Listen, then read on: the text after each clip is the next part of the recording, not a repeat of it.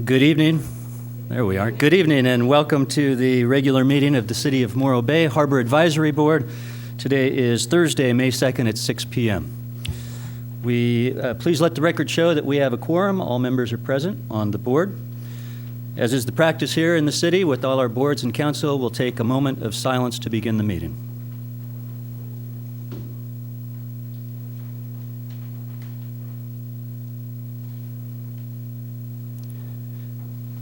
Thank you. We'll now move on to the Pledge of Allegiance. Board Member Meissen, would you please lead us in the Pledge of Allegiance? I pledge allegiance to the flag of the United States of America and to the republic for which it stands, one nation, under God, indivisible, with liberty and justice for all.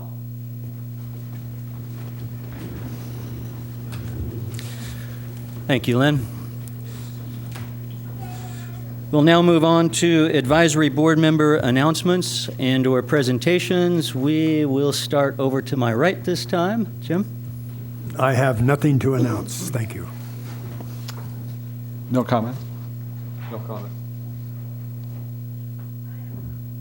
I have a comment. The Morro Bay Yacht Club Summer Sailing will be starting on June 8th. Our first class is a weekend class. We offer sailing instruction in small boats on Morro Bay, not out on the ocean, for children and adults, taking kids from the age of 8 up.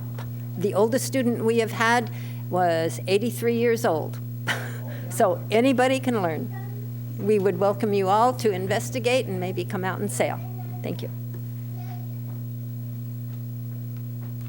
All right. I have a couple of comments.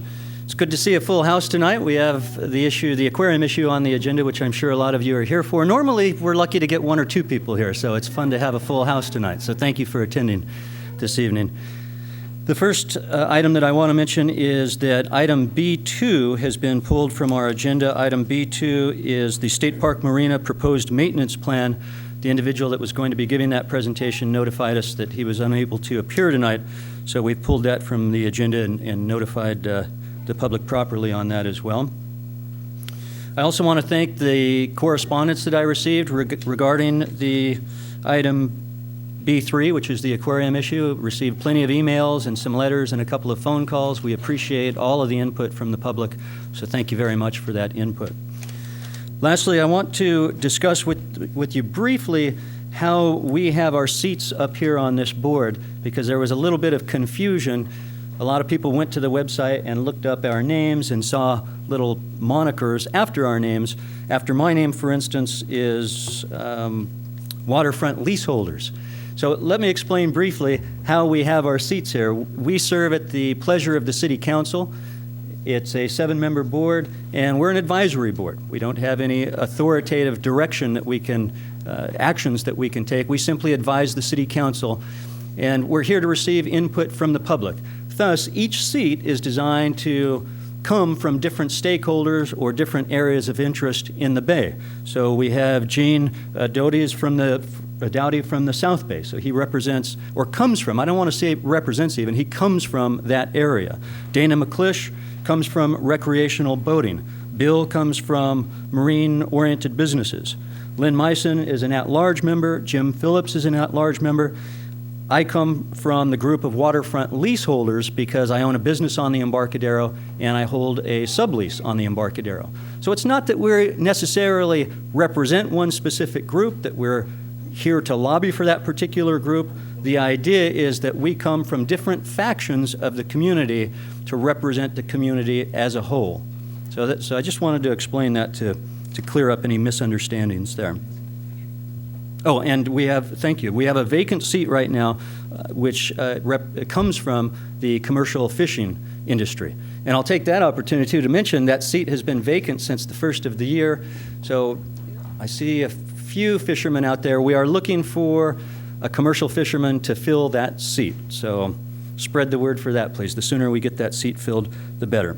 So we've got a busy agenda here, so we will continue to move on. At this point, we'll move on to the public comment period. This is for public comment with regard to anything that's not on the agenda. If you are here to speak concerning any of the items further on in the agenda, specifically item B3, the Morro Bay Aquarium, please wait until that item comes up. It will come up shortly. So is there any public comment on any items that are not further on in the agenda? Please state your name and your city of residence, please. Bill Martin, Morro Bay. This is just more of a question. Under, I think it's D1, new business, will that also be opened up for public discussion? Or I wasn't sure if this is a time to comment. Yes, we're following the protocol that the city council set, so before each item, Okay, public great. comment is Thank you open. so much. Any other public comments on things not on the agenda? All right, then the public comment period is closed. We'll now move on to the consent calendar. Item A1, the approval of minutes from the Harbor Advisory Board meeting held on March 7th, 2013. Are there any changes or amendments to the meeting, to the minutes as presented? It's a mouthful. Seeing none, I'll look for a motion to approve. Go ahead. I'll move to approve the minutes as provided. Moved by Jim, seconded by Bill. All in favor, please say aye. Aye. Any opposed? None. Thank you. Now move on to public presentations, hearings, reports, and appearances. Item B1, the Harbor Department Status Report. We have our esteemed Harbor Director, Mr. Eric Indersby, here for our report. Eric. Thank you, Mr. Chair, and thank you, everybody, for showing up in the audience. I'd like to think that maybe we're just getting more popular. Like Jeff said, we're happy if we get 2 or 3 people in the audience, so we appreciate everybody showing up. This is our monthly status report that we do, just kind of the ongoing issues and big ticket items that we've had, news, good things, bad things that have occurred within the Harbor Department or on the waterfront, for those of you that kind of wondering what it's all about. So we just kind of run down the list for the sake of our board here and for our substantial audience today. First item on the list, our new Harbor Patrol vessel that is in process of being built. DR Radden Boat Building has the hull laid down in Goleta. It's got a lot of bulkheads put in, a lot of interior structural members are in. Deck and cabin is going to go on, hopefully not too far in the distant future here. And we'll start beginning more and more trips down to Goleta to make decisions on where things can go and how it can get put together. So that's coming along nicely. Our boat builder reports, although it's fairly early, that he's still confident he can make the end of September deadline. So hopefully, knock on wood, we'll keep on heading in that direction. North T Pier, as you know, we have a substantial project to do major repair on the North T Pier, primarily a lot of pilings, but also some other structural work that we've been probably a 7 or 8 year old project in the works. Had a couple of stops and starts over the years. Well, we got it fully funded a couple of years ago with our reserve funds. Big steps now are working up our engineering and all of our design specifications and requests for proposals, bid specifications. That's ongoing, but the big news is on April 11th, we received our Coastal Commission waiver for that project.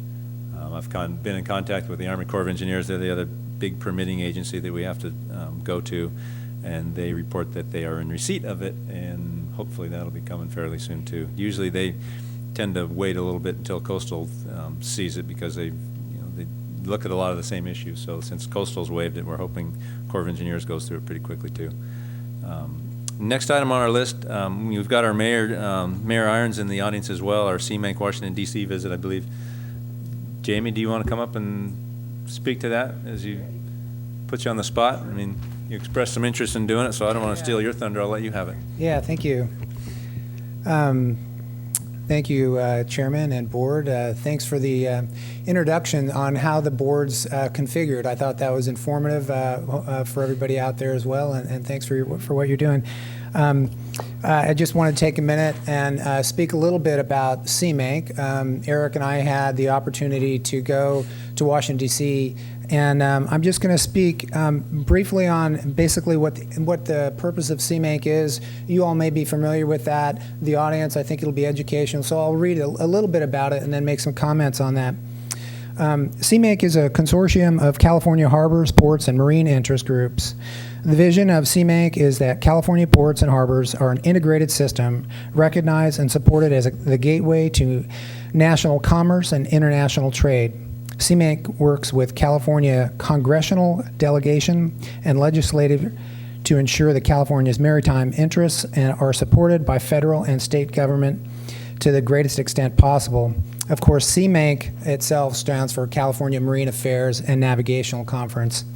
And that is to promote the operation, maintenance, and improvements of California harbors, ports, and navigation projects that demonstrate responsible stewardship and benefit to the region and national economy. Of course, we go back there specifically for our dredging money to ensure that the harbor is properly dredged. On the agenda, while we were there, I'll just speak to a couple items that was there listed as a priority, and that would be to maximize the fiscal year 2014 energy and water development appropriations to California navigation projects, increase on a long-term basis harbor maintenance trust fund expenditures in California, increase efficiencies in California engineers' processes to ensure timely completion of maintenance and mandated and funded projects, and have the needs and limits of ports and harbors recognized in the development of coastal and maritime spatial plans. And, I just want to say that, I think Eric did a great job out there. It was a great experience. Also, in addition to what, I was just reading in context for everybody to understand, I think the message for me and the message I would like to bring home to our community is that we speak to the importance of being a CMAQ member and the importance, of course, of keeping the harbor dredged. As an elected official, I feel the importance for me and the message is to ensure that message is transferred on. Obviously, Eric and staff understands the importance of being a participant in CMAQ, ensuring that we participate to keep the harbor funded and dredged. As an elected, I think it's important and responsibility to ensure that future mayors also understand that importance and they embrace this partnership with CMAQ. So that's the message that I bring home, and I'm certainly wanted to share that with you. So unless you have any other questions, I would just I would conclude that and leave it to Eric to add any other remarks. Before the mayor sits down, any questions from members of the board? Yes, Jim. The amount that apparently has been budgeted of $2,353,000, do you know if that's more than previous years or? I think we were looking for 2.5, and I think it's right about, it's pretty average, but I'd let Eric speak to that. He's probably got that more accurately. Okay. Yeah, CMAQ and the City of Morro Bay and the Corps of Engineers were recommending 2.5. Basically, 2.5 is about what it takes to get the dredge hopper ship Yaquina here, which is coming May 17th, pretty soon. So that 2.5 million figure is about what it takes to get that ship here for 20 days of dredging, which they've been doing on an annual basis to get the entrance in our most critical spots. So in those terms, 2,353,000 is good enough. You might get a few less days, but it gets us here to get the worst of it.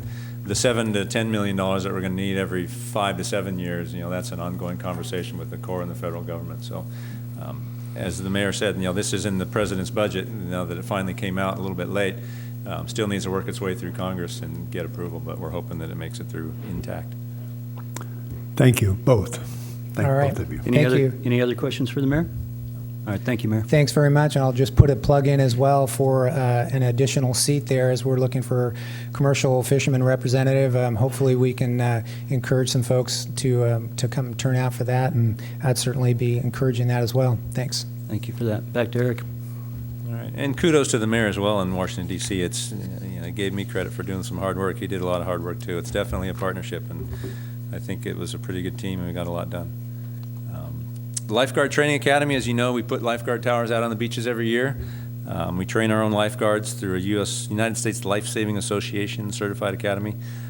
This is our 4th year, I believe, running that academy. We do it over 3 weekends, a Friday evening, an all-day Saturday, and all-day Sunday, beginning the weekend of April 5th, 6th, and 7th. We run not only Morro Bay lifeguards, but Morro Bay junior lifeguard staff and Cayucas lifeguard and junior lifeguard staff as well. And the Cayucas folks from the county, they pitch in as well with staffing and some of the cost as well. So it's pretty much an Estero Bay Academy. We had a good turn of recruits, and everybody passed, and we're looking forward to a good summer season. Harbor Department budget, over the last few weeks, we received all of our spreadsheets from the Finance Department and started filling in the blanks with projected revenues and expenditures, and I'm happy to report that at least I have a preliminary balanced budget at this point. The revenues are up slightly. Things have turned around. I think the TOT and the sales tax figures have got a very modest gain. Our lease revenues are modest gains. We've still had to do some cutting because we still have the Dynegy outfall lease question out there, the $250,000 lease that we were relying on for the last 5 or 6 years. That money, we've got it through this year, but maybe not next year, so we're weaning ourselves off of that. So we've relied on a little bit of, at least proposing, we've still got to get through the city council, proposing to rely on a little bit of Dynegy outfall lease to balance the operating budget this year, but less than last year. So things are beginning to look a little good, a little better, so I'll continue to knock on wood. Recent events, so we had the emergency vehicle show. Was that last weekend or weekend before? They're all blending together now. It was April 20th. I guess that was last weekend. Very well attended. That's gotten to be a very popular show, or a very popular event. A lot of folks turned out. I said weekend before last. It wasn't last weekend. Very popular event. They have a little car rally the evening before on Friday. If you haven't seen it, it's pretty interesting. If you grew up in the 60s and you see maybe in the 50s, you see some of those old cars. There's some pretty cool old equipment out there. People are keeping it up. And we had the blessing of the fleet the following day, Sunday, April 21st. That also was well attended. Had all the fathers from some of the different denominations going out on Harbor Patrol and Coast Guard boats, went up through the bay and blessed all the commercial boats and anybody else that was around to be blessed. Had great weather for the weekend, and both of them were well attended. And then I've got, as when I wrote this, they were upcoming events, but now they're past. Last weekend we had the Kite Festival, both Saturday and Sunday, and the Miracle Mile for Kids run from Morro Bay to Cayucas. Both very, very well attended. Parking was a pretty big issue, which if you have a problem with an event, I guess parking's probably the good one you want to have, because that means there's a lot of people. Had a fair amount of wind. It wasn't total blowout, but it wasn't dead calm and foggy, so I think everyone was pretty happy, and a lot of folks were happy about that. 17th Annual Cruisin' Morro Bay Car Show takes place this weekend.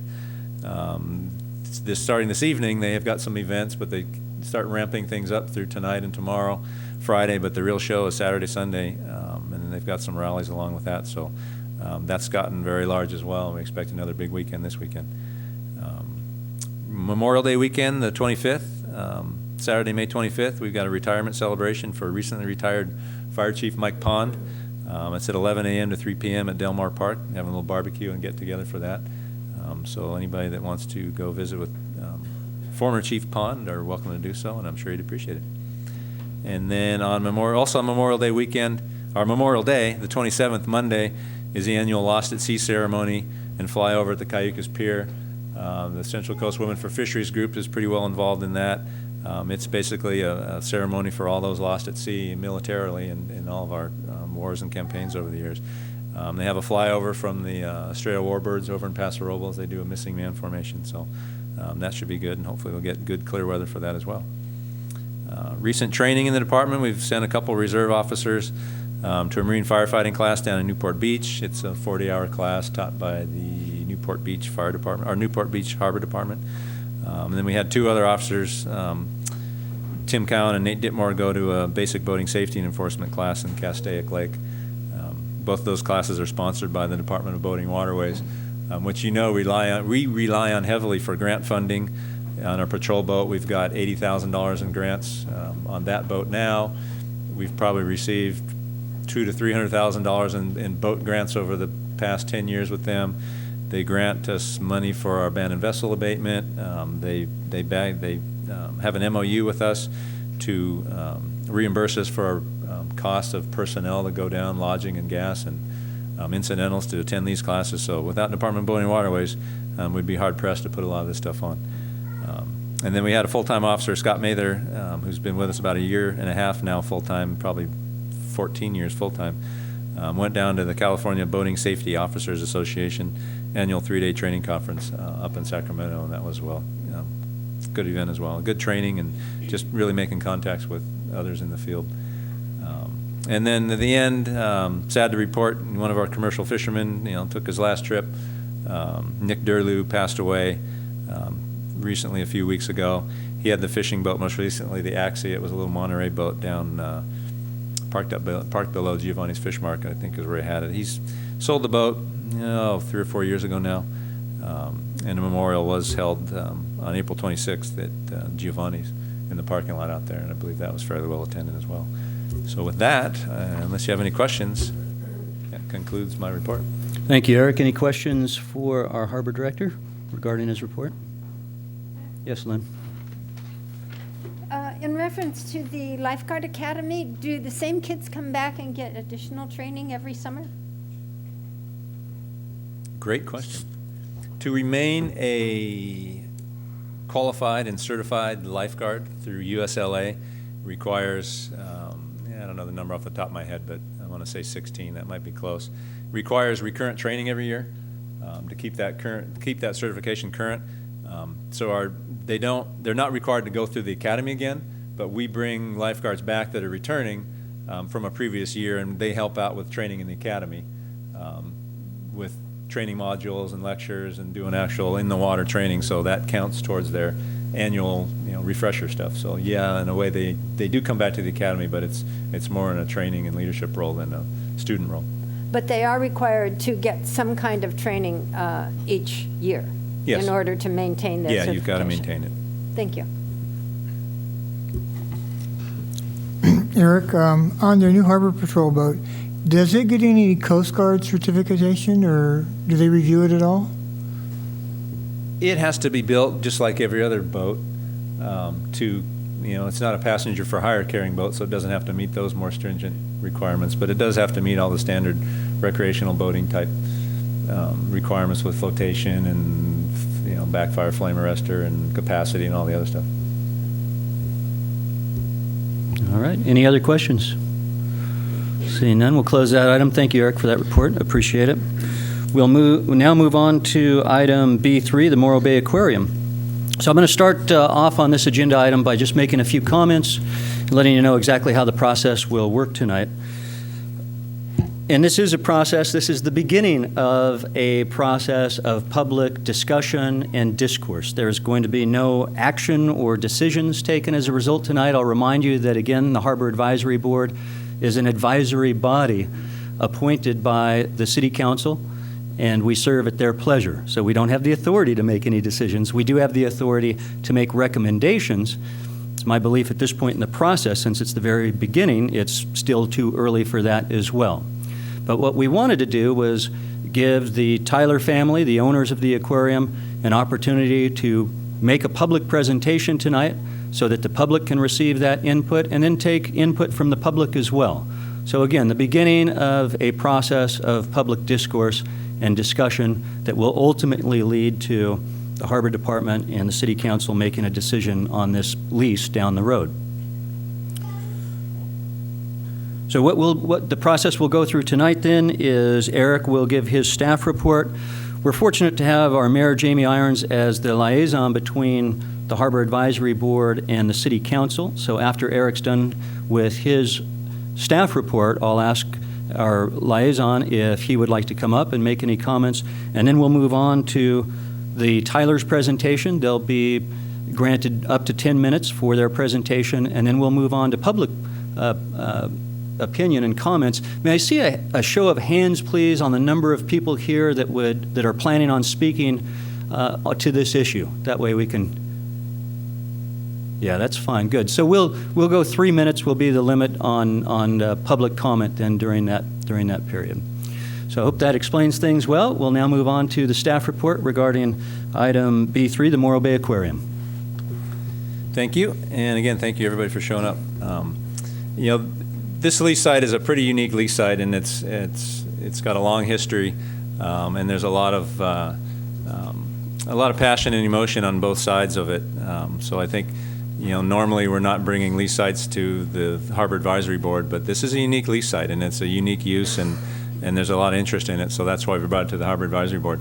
I'll back up a little bit, and our current lease management policy stipulates that as leases come closer to their expiration term, the expiration of their term, depending on the state of the lease site and its age, oftentimes a remodel or some sort of a redevelopment is warranted, and the lease policy stipulates that we can work with either the existing leaseholder or put it out for a request for proposals for folks to come in and offer up what they would think they want to run the lease site as, because after all, it is public property.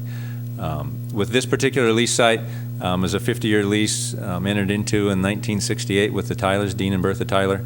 It expires in 2018. The Tylers have a long history with this site. They're obviously leaseholders in good standing.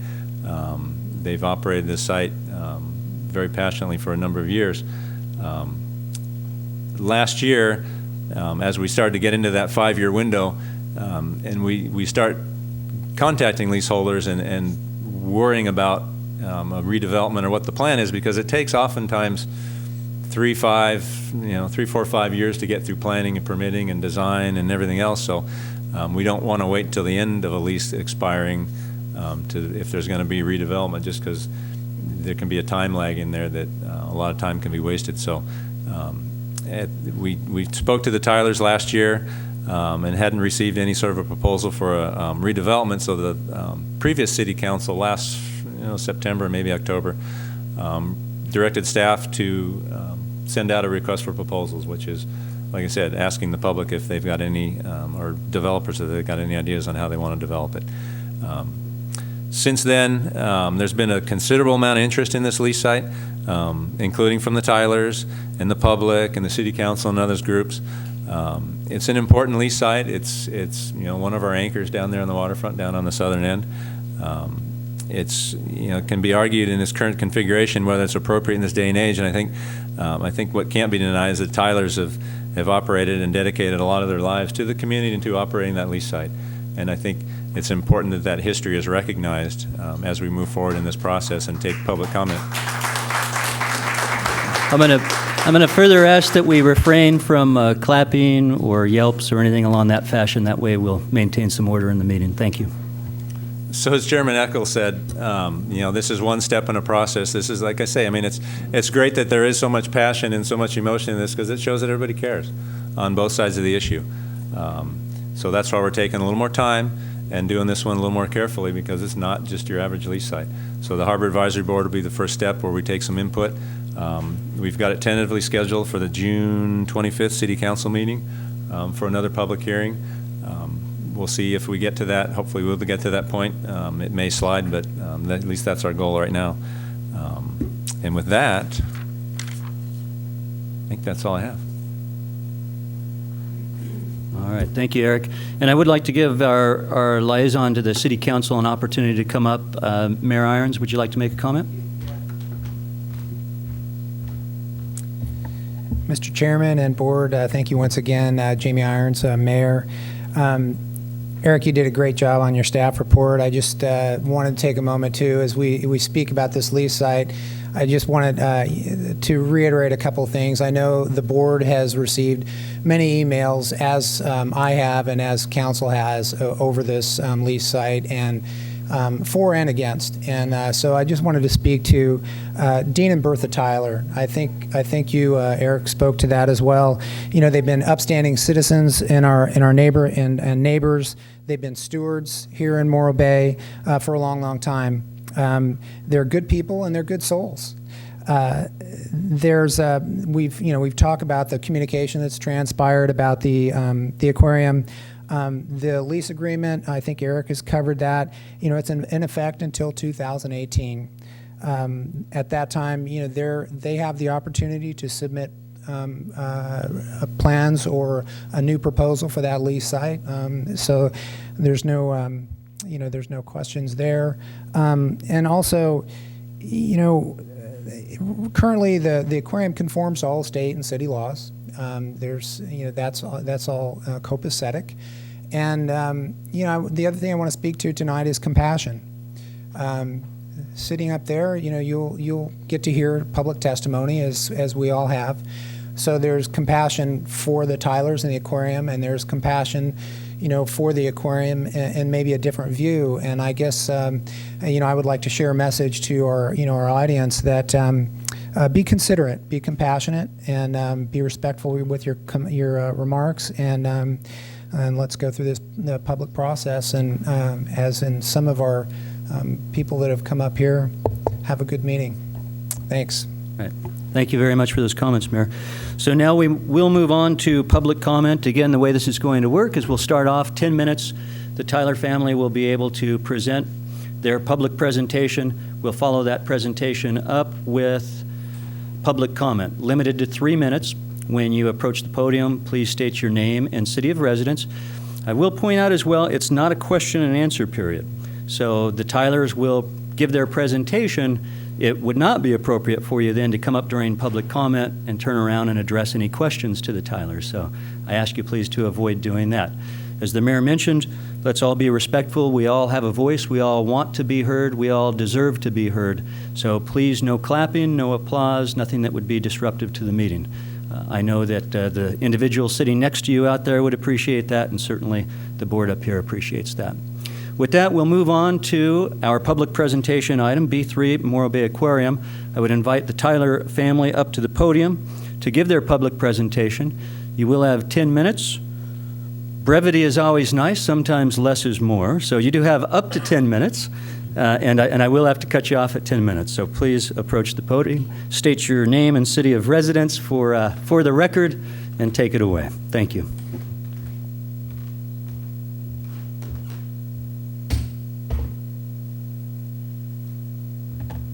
Good evening, everybody.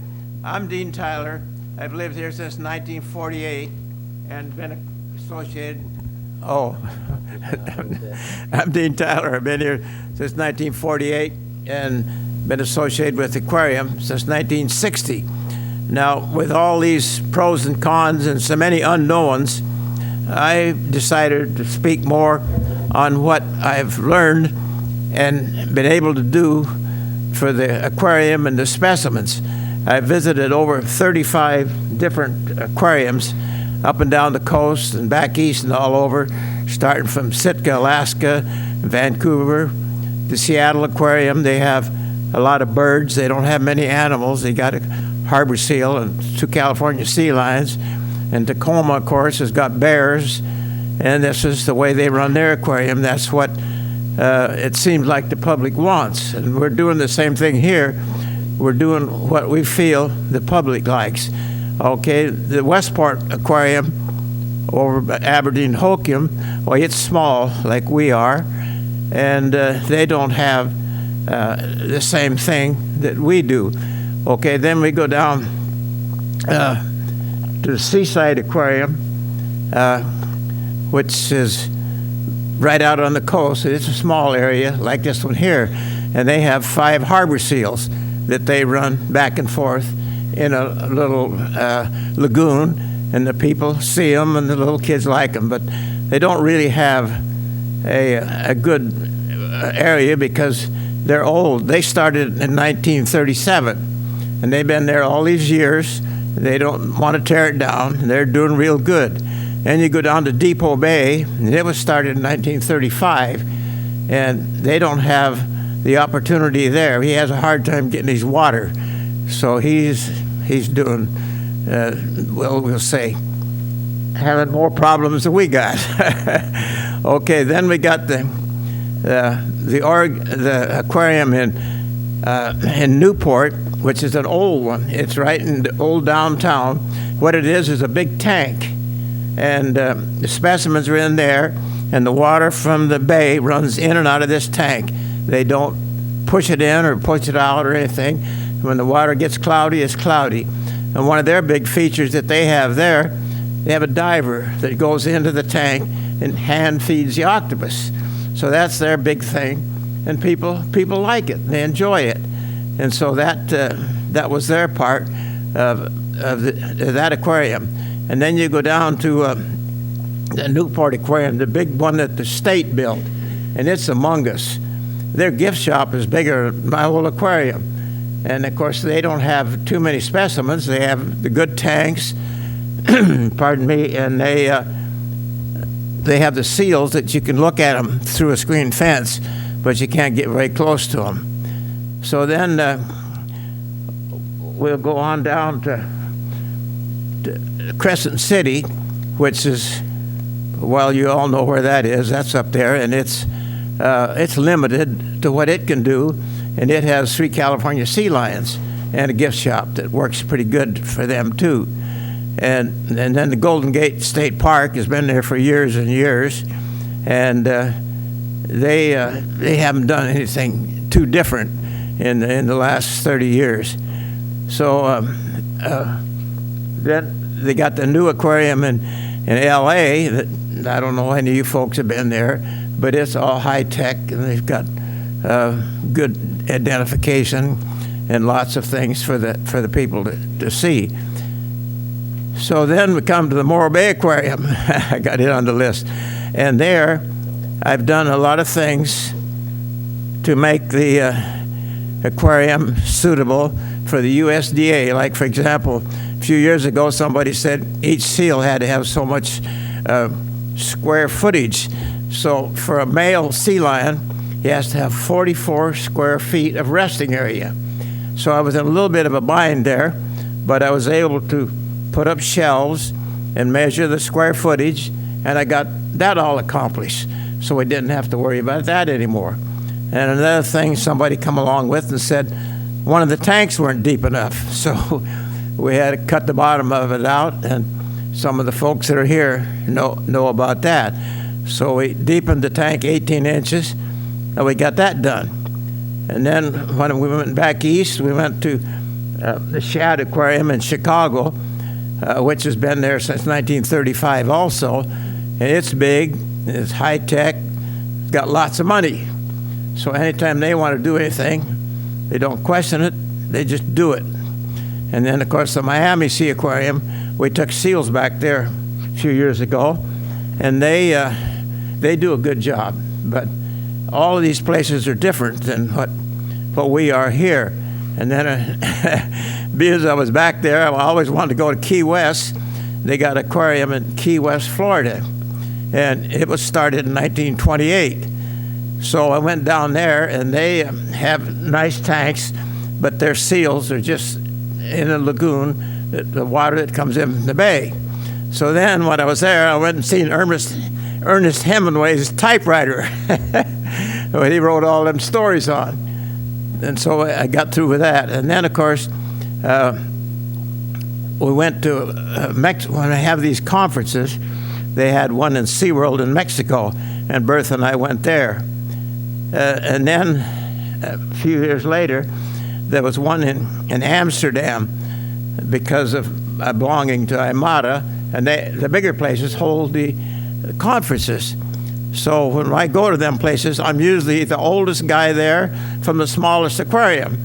But they really treat me nice. They treat Bertha and I nice, and we just do a good thing. And one of their features Mr. was Tyler, there. I'm just going to give you, Mr. Tyler, Dean, I'm going to give you a heads up. You're 5 minutes through, so you're halfway through. I've used up 5 minutes? Yep, just giving you the heads up. Okay, I'll just about through here. Thank you. Is that what you said? I've used up 5 minutes. Oh, okay. I'll give Bertha the rest in a minute. We went to Amsterdam, and one of their features there was they had a dolphin, and they'd put a guy in a rubber boat, and the dolphin would pull him around the tank, and he'd pull him under a waterfall so he could get wet. And the customers there liked that. And then we went to Portugal, and they had one there. They had this big fur seal. He must have weighed over 600 pounds. They brought him right out in the bleachers where everybody was sitting. I know he went within 3 or 4 feet of me, but the trainer had perfect control of that big animal. He never stepped on anybody. He never bumped anybody. He got up in the seats.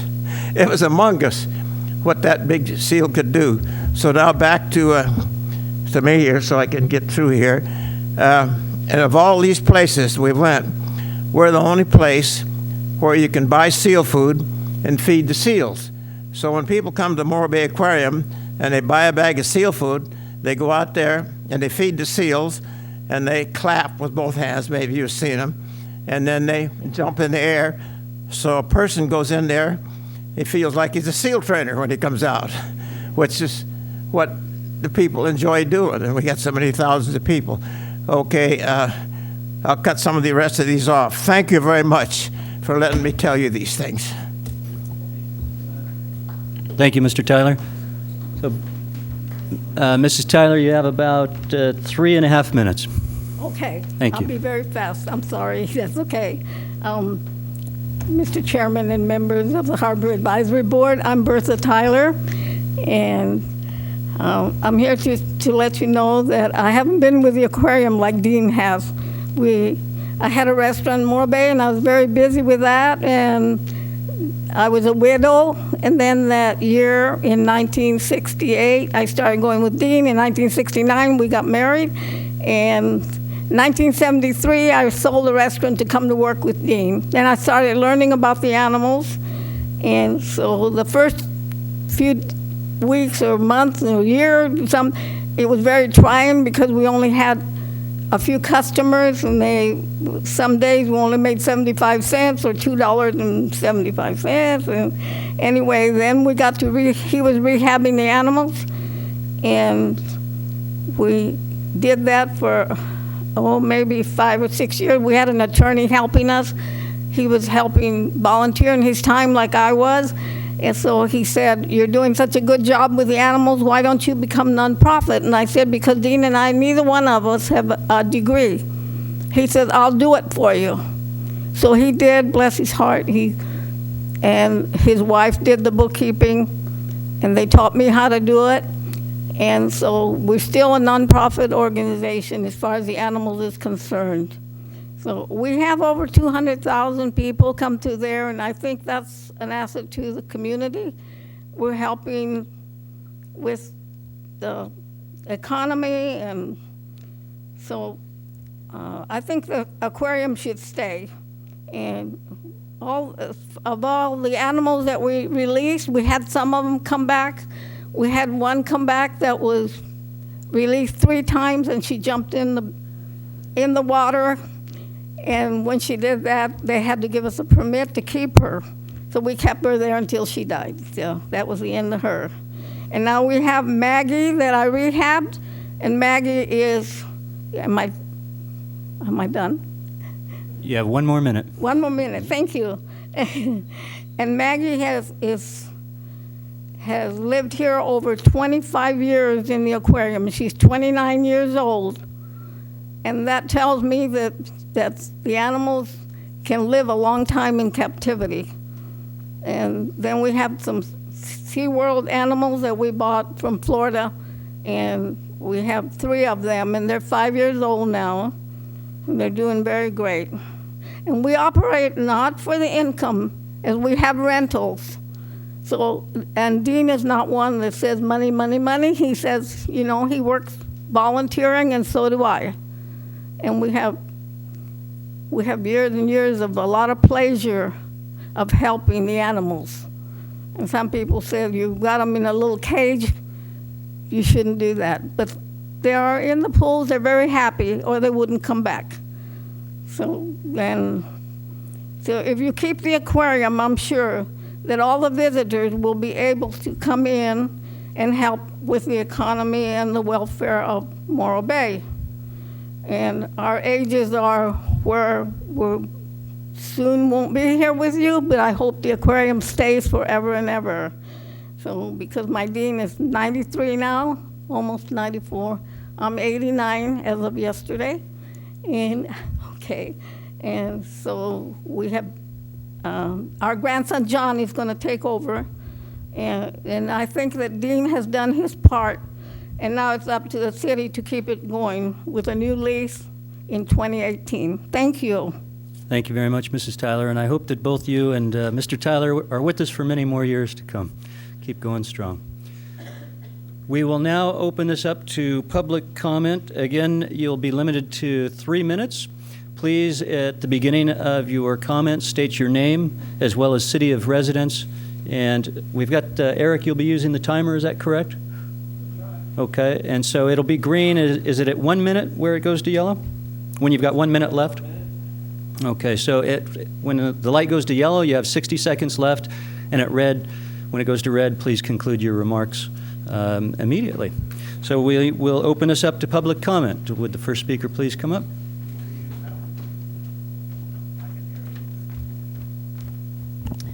Good evening, everybody. My name is Jenny B. Jones. I'm a lucky Morro Bay homeowner. I'm a businesswoman here. I'm a former member of the Public Works Advisory Board, and I am the former president of the Morro Bay Historical Society. And it just makes me so sad to see our town divided and to see two sides and sort of a battle. And I'm here to propose what I hope to be a solution.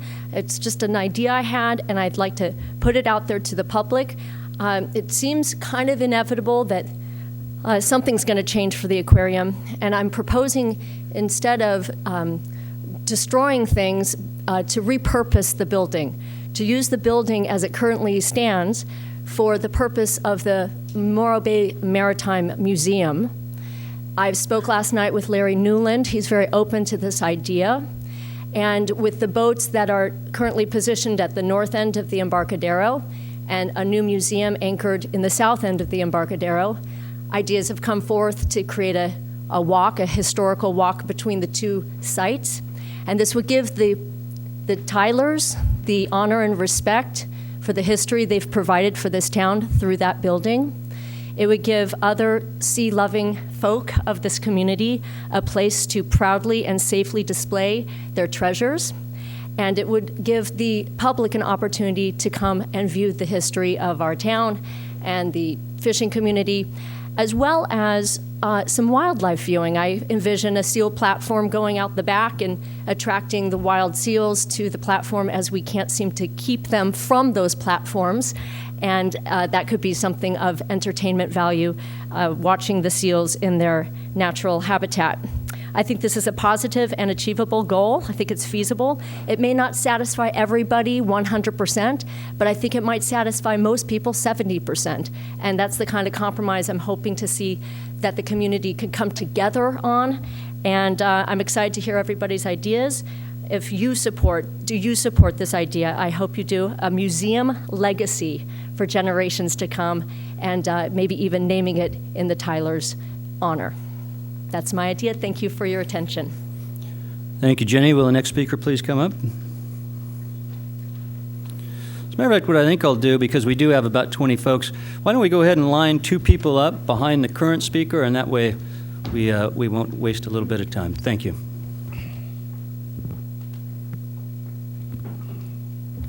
My name is John Weiss. I'm a business owner in Morro Bay and a homeowner as well. And I'm here to plead that our dialogue be respectful and considerate of all animals, particularly people who have greater responsibility for understanding and kindness. We must all come together, recognize intrinsic good in all of us, collaborate, seek solutions based on what we have in common. Let's worry less about who gets credit and more about improving Morro Bay. As a father of 5 children, I have fond memories of often going to the Morro Bay Aquarium, and I appreciate and enjoy the smiles that it has brought to my children and grandchildren. Not long ago, the Morro Bay Chamber of Commerce recognized both Dean and Bertha as living treasures, as they are, and what they have brought to Morro Bay. We can take our passion and figure out how we can work together, understand where those that think differently are coming from, and then work to bridge the gap. All of Morro Bay's animals deserve, including us humans, care and respect. Thank you. Thank you, John. Please come up and state your name and city of residence. Good evening, everyone. My name is Sloopy Sylvester. I have lived in Morro Bay over 50 years. I work part-time at the Morro Bay Aquarium, and I see the animals 4 times a week. Thank you. And let's see, 4 times a week. I'm sorry, I had to write this down. None of the seals or fishes have been mistreated, and said they have been treated very good by the owners and visitors. The children dearly love the seals in the tanks and the fishes in the aquarium. This is education and entertainment for the children as well as adults. To take this away is rude. The seals are very smart and do tricks when fed little snacks. I don't know how many times people have told us that they come to Morro Bay just to see the aquarium and feed the seals. So open your eyes and leave them be. No, my sister Bertha and brother-in-law Dean have worked their fingers to the bone for the aquarium, working 24/7 and never complained. Thank you. Thank you, Ms. Sylvester. Hello, everybody. My name is Maria Gutierrez. I've lived in Morro Bay pretty much all my life. My parents used to take me to feed the seals when I was little, and I'm a mother of a 4-year-old that I take her, and she enjoys it, and she loves it so much that she just doesn't want to leave ever when I take her. I love it because it's a safe place. She gets to feed the seals and be close to one rather than going out on a boat and be worried that she might fall or something. My parents and I love the aquarium, and we hope it stays open for a long time. Thank you, Ms. Gutierrez. Good evening. Gail Bickford, Morro Bay, California. I came here in support of the aquarium. My family moved here in 1959, so now I'm on my 4th generation of enjoying the aquarium. I came here today with all the controversy and things that are going on to ask the council and the city of Morro Bay to try to help and preserve the aquarium. Our little aquarium is to Morro Bay what the zoo in Atascadero is to them, and look what they have done. It's now state-of-the-art and wonderful. So I come as, so please, help the aquarium and help us. It's part of our lives. I have one comment, I think I have enough time, that someone gave me. Having the state-of-the-art sewer is not going to be what puts this town on the map and make it special. It's your neighbor, your fellow Morro Bay residents, your Morro Bay friend. It's people like Bertha Tyler and her family, longtime residents of Morro Bay. That's what will make Morro Bay something really special. Thank you. Thank you, Carol.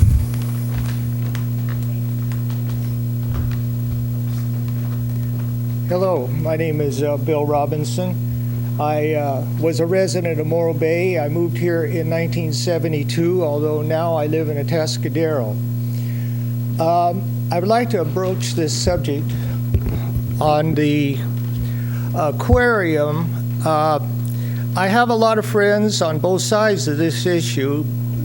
A lot of them feel empathy for the animals, and I can appreciate that.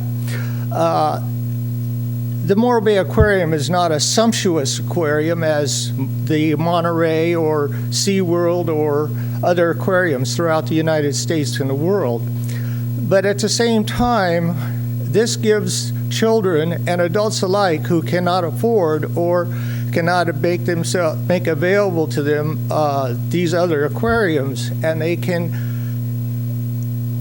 immerse themselves in what wildlife they can see. That wildlife they can, the children and the adults can probably get some touch with and bring attention to the plight of wildlife throughout the world as it declines. And I think the Morro Bay Aquarium serves a purpose in not only for entertainment or bringing the tourist in, but it also lets the average person with children, or it might not be so well off, have an opportunity to see these animals in reality. Thank you. Thank you, Bill.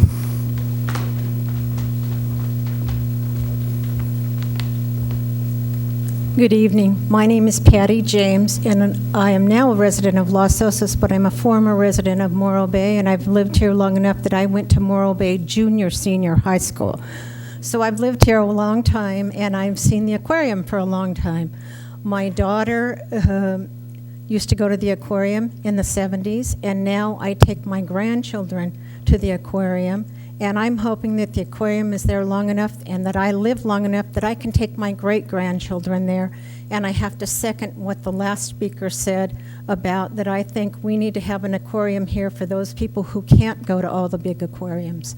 Thank you for your time, and I hope you will please consider keeping the aquarium.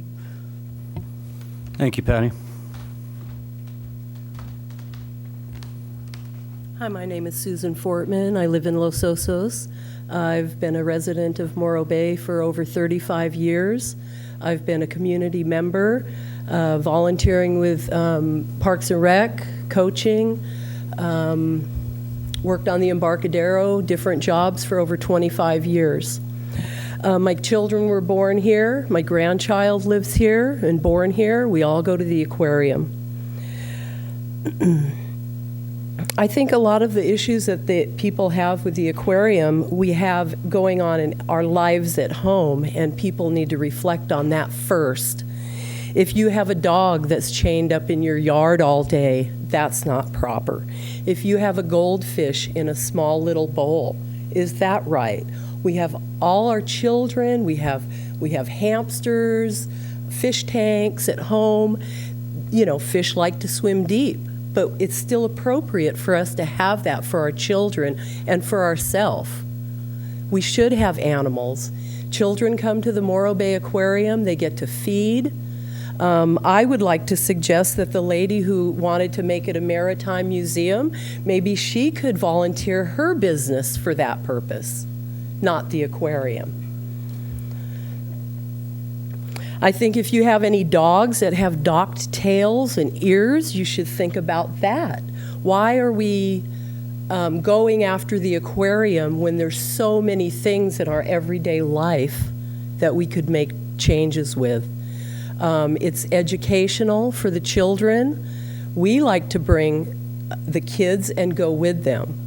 I support the aquarium. I know my family does, and I'm glad to be here speaking in honor of them. Thank you. Thank you, Susan.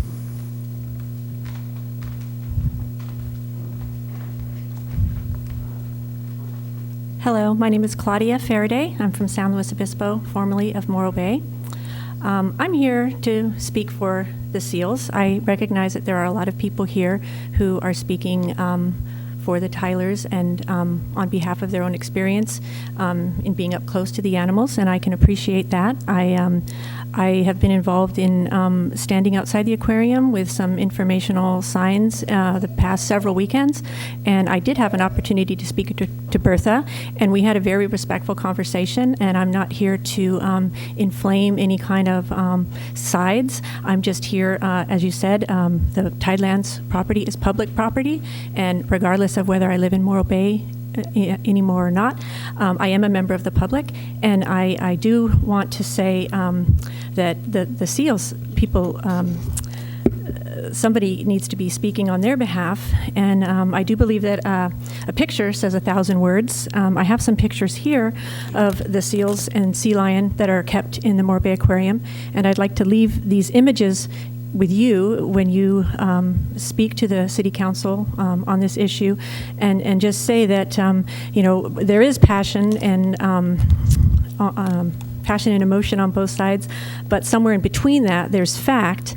And if you look at these pictures, you can see that these seals are kept in very small cages. They're confined.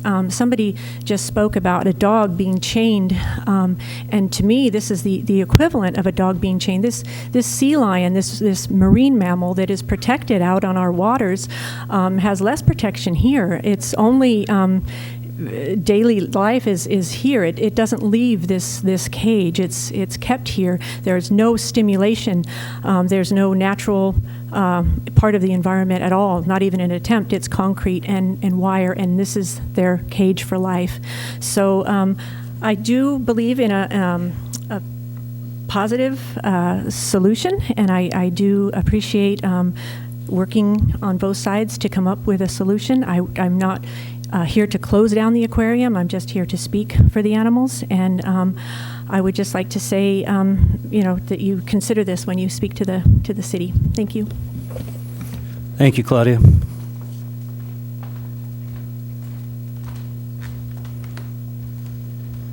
Hi. My name is Katie Fortman. I live in Los Osos. I've been a resident of Morro Bay and or worked in Morro Bay my entire life. I go to the aquarium with my son. He's 1 year old. He would ask us to go to the aquarium whenever we would go on car rides by barking like a seal. It teaches kids about animals in an appropriate way. They're not wild animals, they're aquarium animals. So to compare them to wild animals isn't right. I ask you to not be persuaded by the unjust and erroneous information that the protesters are passing out. The lady who just spoke, Miss Claudia, I've spoken to her on the street before, and she has told me distinctly wrong information about the aquarium, the Tylers, claiming that they are liars and greedy people. That was before she had ever even spoken to them. So please just remember that they are a good thing in our community. The aquarium is a good thing in our community, and there are a lot of people who support them. Bye. Thank you, Katie.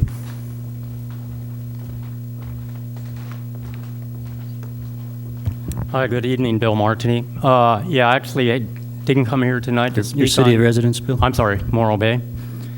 Didn't come here tonight to speak on this, but a thought popped in my mind as far as the aquarium.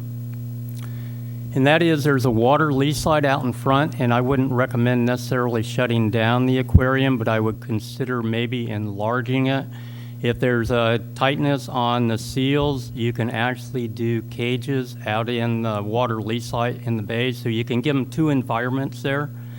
And it's just a thought on how to make the aquarium better, because there is so much demand for it.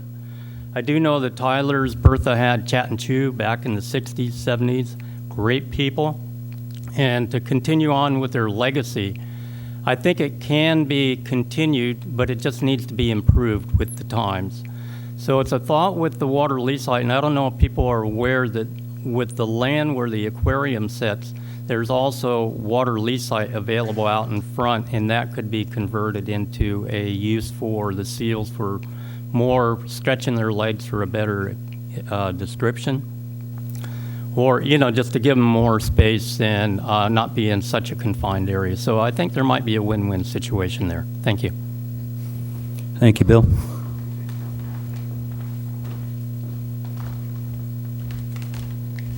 Hello, I'm Nathaniel Blair, resident of Los Osos. When it comes to making big changes, it's best that the proponents of that change do their best homework before hitting the streets. Have the proponents of this change done their homework? Or are they simply unknowing pawns of big business squeezing small business to death? Well-informed residents of Morro Bay will know that the city has legislation preventing big business from using hostile action to take over the Embarcadero. Many also know that there are corporations slobbering over the opportunity to find a way around that legislation in order to tear down the Morro Bay Aquarium in order to build new money-making shorefront business. The Morro Bay Aquarium is not an exploitive for-profit corporation. The Morro Bay Aquarium is a nonprofit agency who rescues animals who have been injured in the wild or retired from amusement parks or from other locations producing animals who cannot adapt to the wild. If those who wish the Morro Bay Aquarium to be torn down or replaced because they feel the animals there are living in substandard conditions, remember that nonprofit organizations cannot always raise the funds to supply your bright, shiny display cases that look wonderful to humans but make no difference at all to the animals there. So don't give in to big business, support local nonprofits, support our local marine life. Thank you. Thank you, Nathaniel.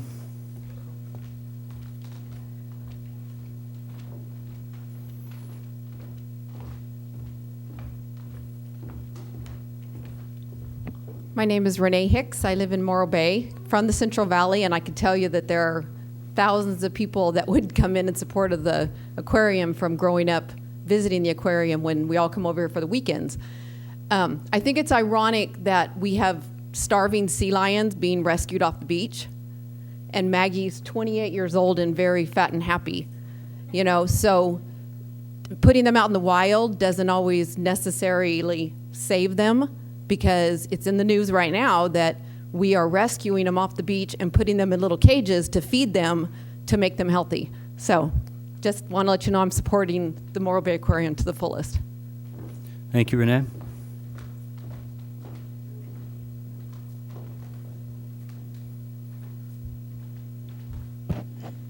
My name is Marlene Owens, and I've lived in Morro Bay for 40-some years. And I have been a patron of the aquarium all those years. When I wanted to know something about the bay and the animals in the bay and how they live and what they do, I went to the aquarium, and Dean and Bertha instructed me. And they instructed my children, and they instructed my grandchildren. And they tell us what happens there. This isn't going to happen in any other kind of place. Now, I know I've ridden with the Harbor Patrol, and they are wonderful. And I just spent $100 to ride with them again. And they will do a good job, and they do a good job. And they can tell me all about all kinds of things, but they aren't going to show me what a goby looks like. Dean and Bertha will. They'll find a way to get one in there so I can see it. And I really appreciate that, and you should too. And as far as Dean and Bertha and their age, their health, and all these things, I worry about them. However, it is written that everyone has the right to pursue happiness. It doesn't put an age on that. It does not put a health standard on it. It says we have the right to pursue happiness. And Dean and Bertha would like to be happy and pursue the aquarium. I think they have earned the right. Thank you, Ms. Owens.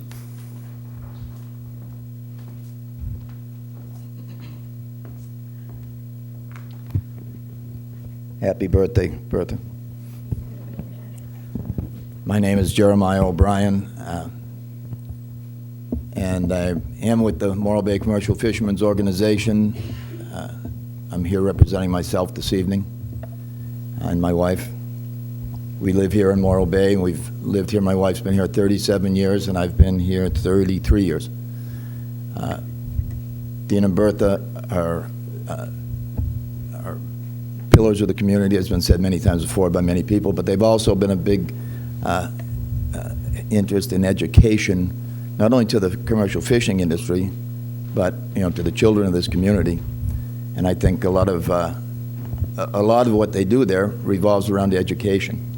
And we certainly have always respected all of the work they have done with the animals. A lot of people forget that before, now the government goes along the beaches and picks up marine mammals and nurses them back to health. Well, a lot of people don't realize that many years ago, long before the government ever thought about doing something like that Dean and Bertha were doing that, and nursing the animals back to health, and in most cases releasing them. In cases of traumatic injuries and so forth, often they'd keep them there, but they were there long before the government ever thought about doing anything like that.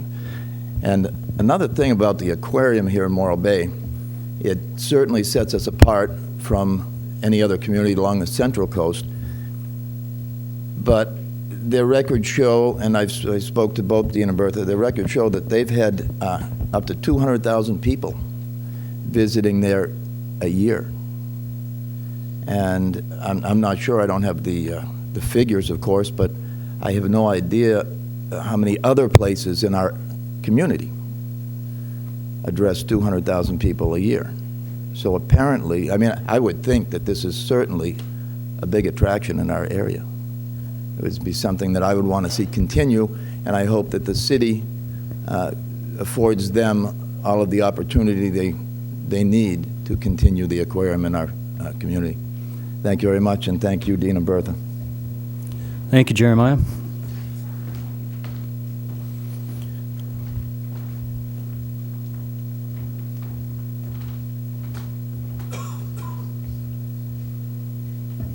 Hello, my name's Ed Sylvester.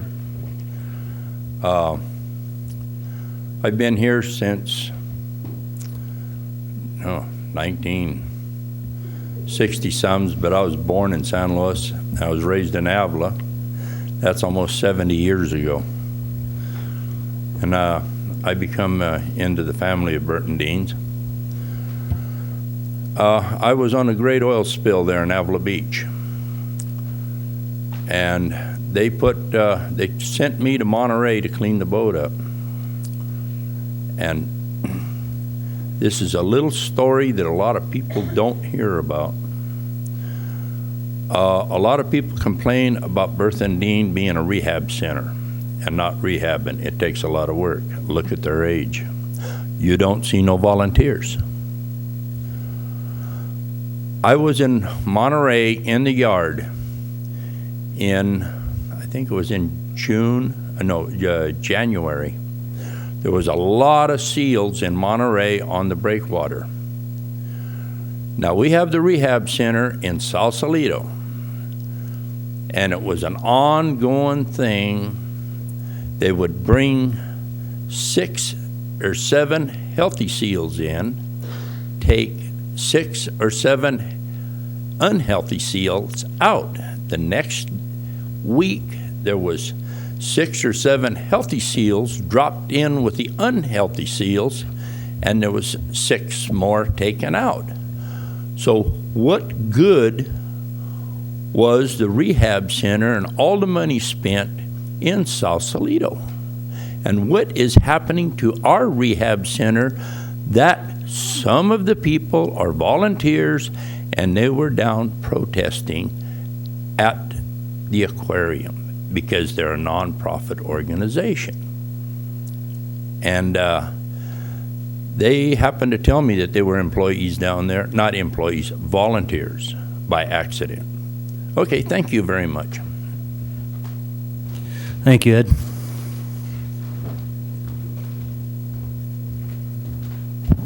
My name is Randall Huss, San Luis Obispo. I don't really know the Tylers, but they sound like they're really nice people. They certainly generate a lot of friends and a lot of loyalty. I'm sure that when they started the aquarium, they wanted to do a lot of good, and they probably have done a lot of good over the years. However, this issue is not about the Tylers. This issue is about the inhabitants of the aquarium. Okay? A lot of people have brought their children there, and they went there as children and so on and so forth. I've been around a number of years myself, and there are a lot of things that I did, my family did, my friends did, everybody did. Over the years, back in the day, it was perfectly normal, it was perfectly acceptable. It's not right anymore. We recognize that that was wrong back then, and we shouldn't do it. This is 2013 now. I also wanted to clear something up. People keep asking in the paper and the letters to the editor and things like that, who are these people who are passing out information in front of the Morro Bay Aquarium, et cetera? These people are people from Morro Bay and from the surrounding communities. They're just regular citizens. To my knowledge, they're almost 100% residents of San Luis Obispo County. Okay, we're just your neighbors. We are not agitators, where nobody gets paid anything. There is no group, there is no organization. They're just people. They're just your neighbors. They're concerned for the animals. We need to think about the seals and the other inhabitants. Their lifespan, as documented, is very short on the average when they go in there. I'm glad that there's one seal who is thriving there, but most of them don't. It's time to make a change. Thank you. Thank you, Randall. Hi, I'm Sarah Spengeman. I live in San Luis Obispo, and maybe I can offer you a fresh perspective because my husband and I just moved here a year ago. And one of the first things we did was actually visit Morro Bay, which we were very excited to do because we're both native Californians but had never been to Morro Bay, believe it or not. We had a wonderful day. Then we went to the aquarium, and we were very disturbed by what we saw. So I followed up to do my research. I'm a political scientist. I followed up and did my research, and it would take hours to read all of the non-compliant citations of the Animal Welfare Act that this aquarium has been cited. Let me read you just a few. Failure to ensure the food for marine mammals is wholesome, palatable, and free from contamination.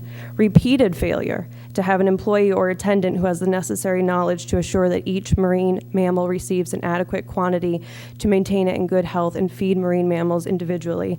Repeated failure to have holding facilities in place and available to meet the needs for isolation, separation, medical treatment, and medical training of animals. Repeated failure to keep individual animal medical records and have them available for APHIS inspection.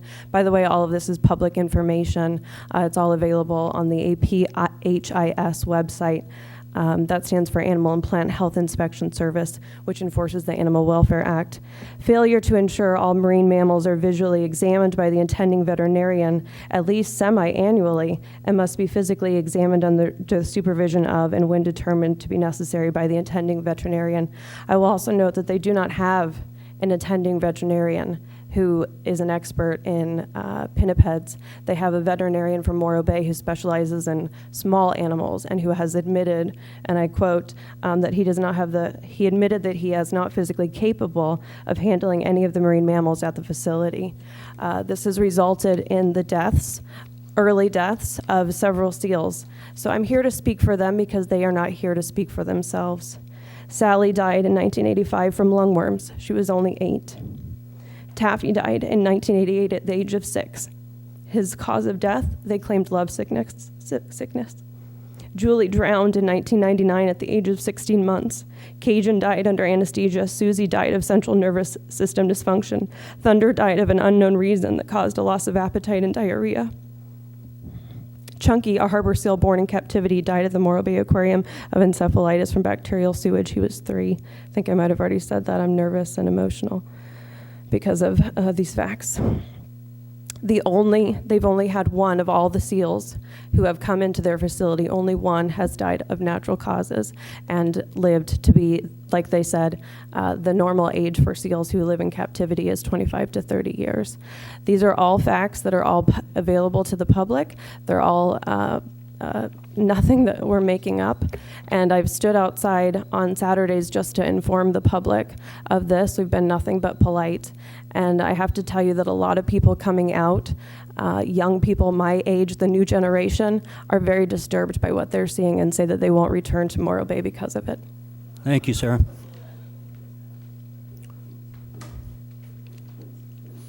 Any other speakers? Please come on up. If there's anybody else that is planning on speaking, please come up behind the current speaker. Thank you. Julie Thomas, I'm a resident in Morro Bay, and I was just wanting to mention there's been discussion about the educational aspects of the aquarium, and the Tylers do seem like, wonderful people, and that they do really care about the animals. And I just wanted to point out that there are some other places in Morro Bay where people can have the opportunity to get an education about the estuary. One is the Children's Museum, the Natural History Museum, and the other one is the Morro Bay Estuary Program. And also, if people want to have an opportunity to see seals and sea lions, they can just step outside and walk along the Embarcadero, that there are other places where people can actually have a personal experience of the marine mammals, that the aquarium is not the only place where they can do that. And I also have had the experience of having visitors who've come into town, and we've been walking along the Embarcadero, and they've been appalled when they've seen the aquarium and shocked at how small it is. And I don't say this in any way to want to offend, the Tylers, and I'm sure they have the best of intentions, but it's just, it doesn't reflect well on the city of Morro Bay. So that's just and so if there's some way that the aquarium could be repurposed to maybe accommodate smaller animals, so that would be my one suggestion. So, thank you, Julie.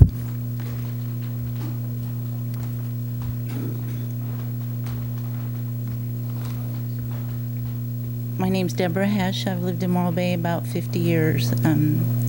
I feel really sorry if some people have felt bad after going to the aquarium. I almost feel like, are they talking about the same aquarium I'm talking about? And hopefully they never watch National Geographic or anything like that. It's kind of an ugly world out there in the animal kingdom. They don't do, pretty things to each other all the time. But just to give the opposition a little bit of background, there's a lot that hasn't been said about Dean and Bertha's my aunt and uncle. I know for a fact that my aunt was raised on a farm, and my grandparents had chickens, pigs, horses, dogs, probably other things I don't remember, but she loves the animals. She loves them so much. And my Uncle Dean came into my life when I was 14. And I know from his stories that he rode his horse Daisy to school 5 miles, in the Canadian prairie. And you can just tell the way he talks about her that he still misses her and loves her. This is real emotional for me. And when you see my uncle's hands touch an animal, you just see so much experience. It just says so much in his hands, the way he handles his specimens, his animals. I didn't bring notes, but I just want to say that all he wants, all him and Bertha want, is to see the aquarium stay an aquarium, because they enjoy seeing people come and have so much fun there. It's really a happy place. I had to go and take pictures for a friend of mine who needed some pictures for a granddaughter that lives in Visalia, and I was kind of feeling grumpy about it, having to make an extra trip down there, but I had so much fun doing it, and darn if I wasn't in a hurry to leave to get to this meeting and I forgot the collage I made. But if you got a packet from my uncle that he made up, it's in there. And those fish look so happy to me. I mean, I had so much fun. They looked like they were smiling. The sheep's head was showing me his teeth, and the shark, that was a cute picture. I never thought I'd think a shark looked cute, but he came right up to the window. It's like he kept posing for me. I took pictures of the seals and sea lions, and they, like the lady said, they are healthy. They live on Easy Street, and they know it. I was thinking a fish needs, the salt water, the habitat, and food. They have it there. And I was also thinking about, as far as beneficial for the city, I haven't done any official studies or anything, but I think you all agree with me. When tourists come here, I think they do mainly 3 things. They probably go down to the rock, they probably walk the waterfront, and especially if they have children, they're going to go to the aquarium. Anyway, thank you. Thank you, Deborah.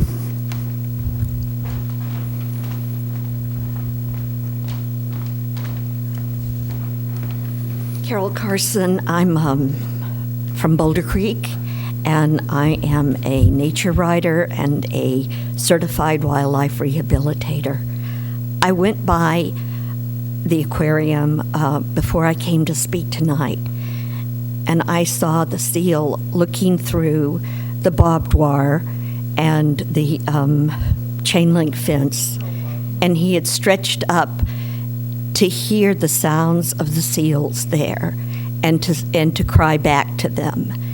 He wouldn't leave. And I thought, if people really want to understand what a seal is like, they need to go out into nature and see that seal, because these tiny little enclosures are not helpful.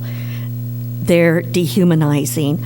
I'm 66 years old, and I know that things have changed so much in the way that we all feel about animals since we were little children. We didn't know they had feelings. We didn't know they had heartache. The thing that most people say is the reason they go there is because they see a great big sign saying that they rehabilitate wildlife or seals, and they don't. There is no documentation that that's going on. And the people who are doing that right now are scientists with doctorates in marine biology. And those people working all along the coast of California right now. This was a nice place in its time, and I remember those times, but we have really changed now. If a seal goes in there, it never comes out. So what is the meaning of rehabilitation?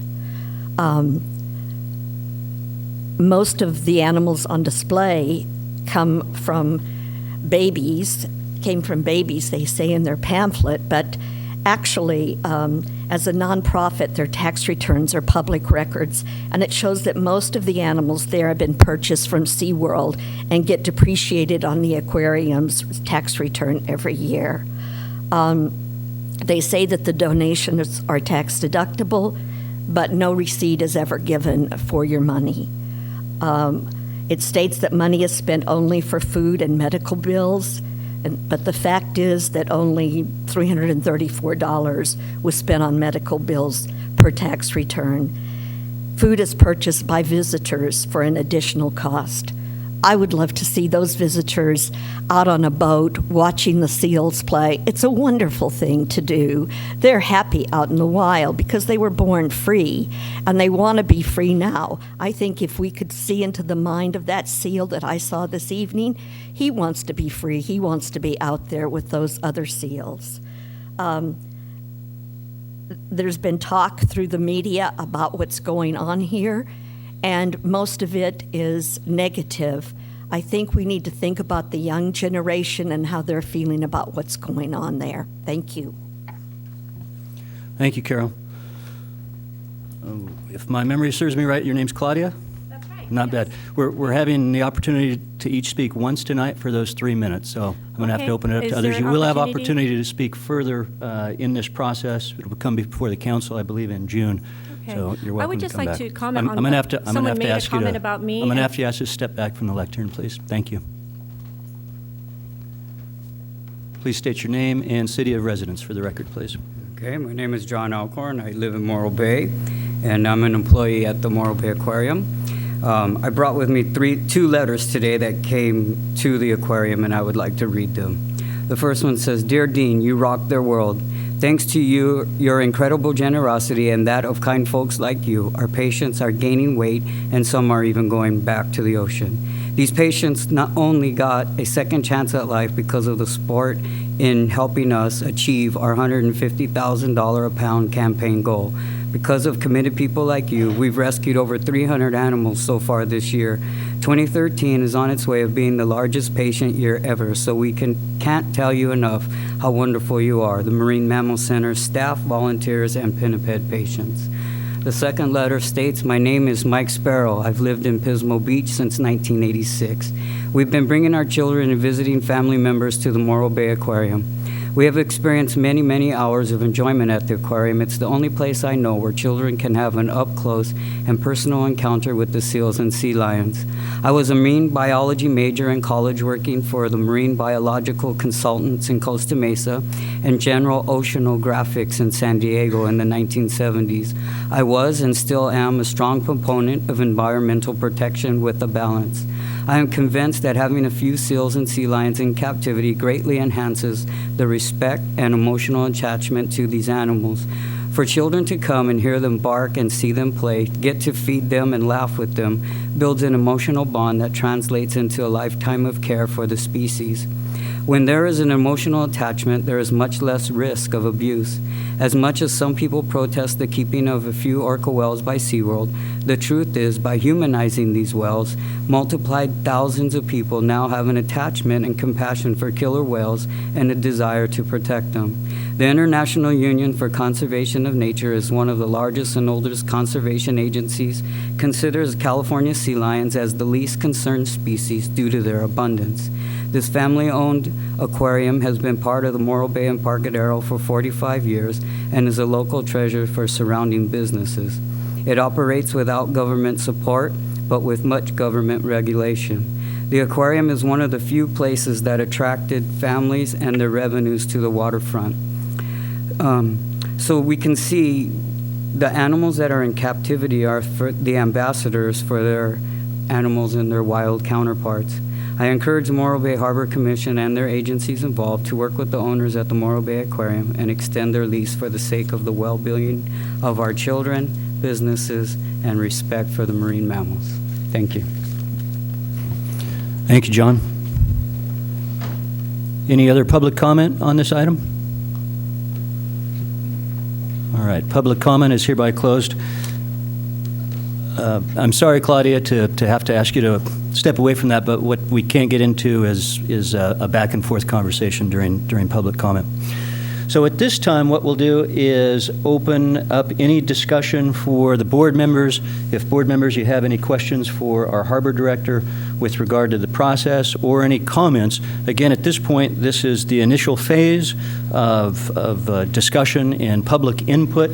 I'm not looking for any type of direction or recommendation tonight. If that was the board's pleasure, I'm simply here to chair your wishes, but I don't expect, I think, in my opinion, it's too early in the process for that.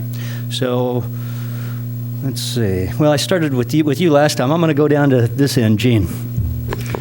Yes, I guess I have a couple of comments. On the Embarcadero, activities what we would like to see. Pedestrian, vehicular, interaction of the waterfront. Most of the time we see restaurants, gift shops, some of the uses, including the water aspect of it and an interface between the water. And I think it's very important that some of the dependent uses on the waterfront are the boating, the kayaks, the stand-up paddle boards, the fish loading and unloading processing. I think those are very important. The aquaculture and the aquarium. These are uses that are involved directly with the water, and you're not going to find that anywhere else. You're not going to find it in San Luis Obispo. You're not going to find it anywhere else in our county except on our waterfront. In the aquarium, they have a permit to intake and discharge seawater, and that's a very, very hard permit to get from the state of California. And I would hate to see that use go away. That's basically my comment. Thank you, Gene. Lynn? Yes, we've talked a lot about the benefit that the aquarium is to the city, and I agree. It gives people something to do when they come here. Visitors, tourists, they want something to do, and it is a very, very special place.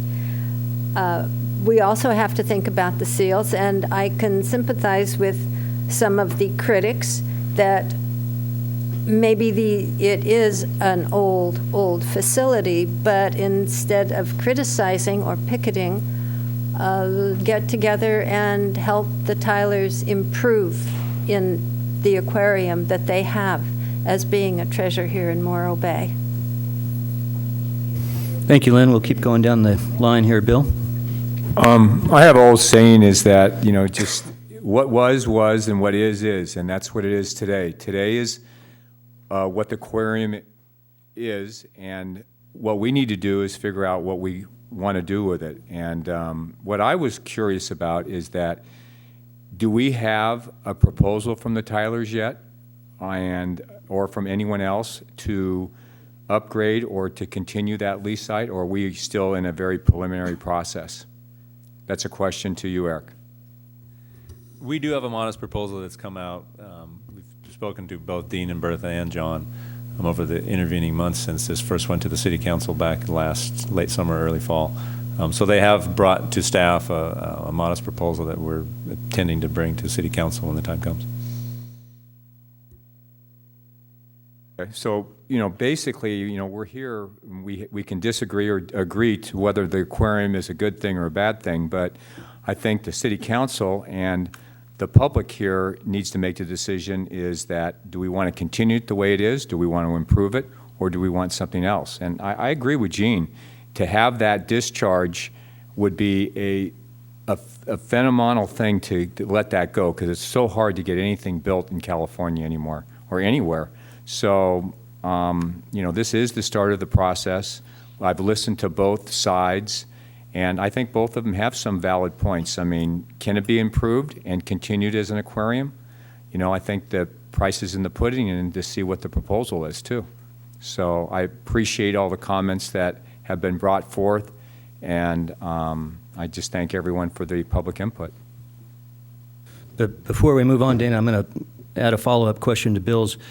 In your report, Eric, you mentioned that the City Council did direct staff in the past to put the site out for RFPs, or request for proposals.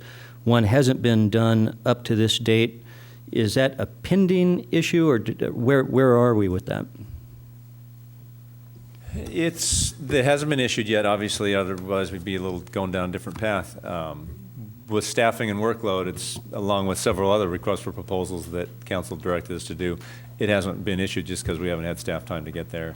And now with the Tylers proposing, like I say, the modest proposal and more interest in it, we've kind of backed up a few steps, and we're bringing it back to the public process to not start over, but to at least get the public input again and get a more robust process to bring the public in.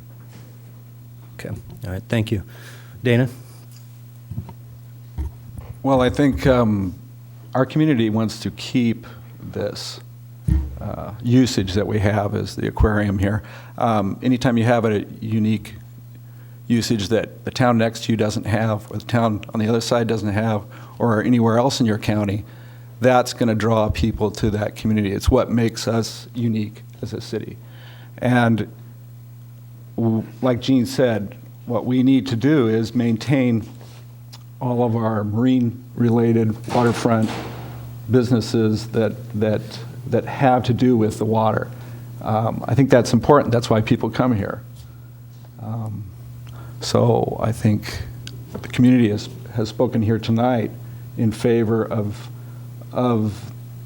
the aquarium staying. Improvements, yeah, I think we need some improvements. Hopefully that's what we'll see coming forth so that we can keep our aquarium. Thank you, Dana. Jim? I just want to thank all of you for coming out and voicing your opinion.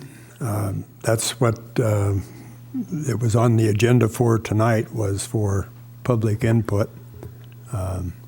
I do personally think that the Tylers have done a good thing for the community of Morro Bay in all respects of what they've done. And I agree also with my colleagues up here that say that, like with everything that has been, there's always something more that can be done. And I look forward, as some of my fellow board members look forward to seeing what proposals come forth and what improvements can be made. But thank you very much for coming out tonight. Thank you. Thank you, Jim. Yes, Bill. The one thing I really want to make a comment on is that I hope that, as Eric stated here, and make this a public comment, that we don't close the RFP process. You know, and if there's anyone else out there that has a proposal, that we allow them to put something in competing with the Tylers. I mean, yeah, they've been in business for 60 years. I'm a businessman. I have 2 businesses. But this is a business decision, too. We have to take in all considerations, and when we weigh the facts, I think we need to look at what's best in the best interest in Morro Bay. Yes, definitely, they have a track record, but is anyone else out there that has a better idea or a better way of doing it? And I really hope that we as a city don't just close and just rubber stamp a proposal that, okay, well, they've been here 60 years, and so we're going to give them another 60 years. I know these leases are a little precarious, but I just hope that we open it up for the public and for other businesses or other people to put a proposal in to continue as an aquarium or something else that's even better. Thank you. Thank you, Bill. Thank you again, everyone, for attending tonight and for your comments. In my opinion on this, I'll share with you, the aquarium here is really an institution in Morro Bay. I grew up down in Southern California. I remember as a child coming to the aquarium. I have 2 9-year-olds now, and they've been to the aquarium. Del Mar Elementary, where my kids go to school, they're having a field trip in a week or 2, and they're taking the kids to the aquarium, which is donated, by the way. The aquarium doesn't charge anything for that, and they've been doing things like that for years. So the aquarium in town is an institution. I think the contribution that the Berthas have made, or that the Tylers have made, needs to be recognized and honored and respected. I also understand that we've evolved in how we regard animals, how we treat animals. Simply, technology has evolved. So part of the process here with the lease renewal is that it provides for some of that evolution. When leases are renewed, for the first time particularly, there is expected to be some capital improvements made on the part of the leaseholder. That's written into the lease management policy that the city follows. So I'm interested in looking at what those improvements might be proposed by the current leaseholder, and if the city deems that those aren't sufficient, then I would look forward to other RFPs, requests for proposals, being put out to other folks that would like to submit one. So those are my thoughts on the issue at this point. Again, this is the initial point of the discussion, the first time that we've had a public forum, and I think we did a great job, too. Thank you all for being respectful of each other's opinions and voices and for listening to each other so well. Before we close this, are there any other comments, questions for Eric or on the subject in general? All right, thank you. Good job, everybody, on that subject. I'll let you clap on that one. Thank you very much. We'll now move on to item C on the agenda, unfinished business. That's an easy one. There is none. They're not sticking around, are they? They're done with their part. Now we're back to chopped liver again, aren't we? Yeah. Okay. We'll give them a moment. As a matter of fact, let's take a 5-minute break. So, ladies and gentlemen, we're going to take a 5-minute break. We'll be back in 5.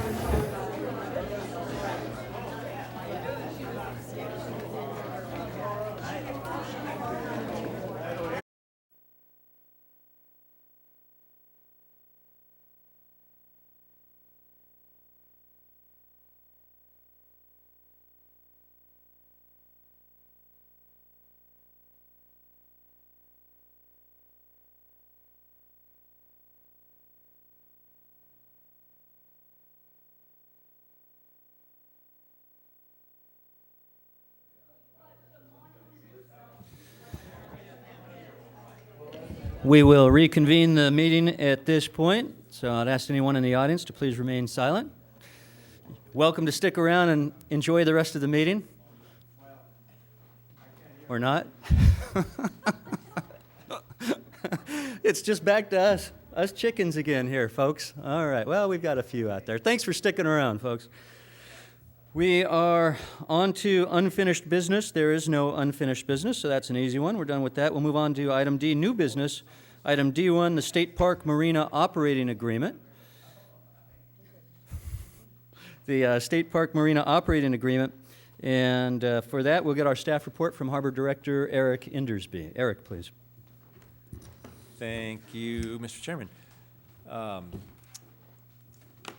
What we have in front of you here tonight, State Park Operating Agreement. As you know, State Park Marina was created back in 1948.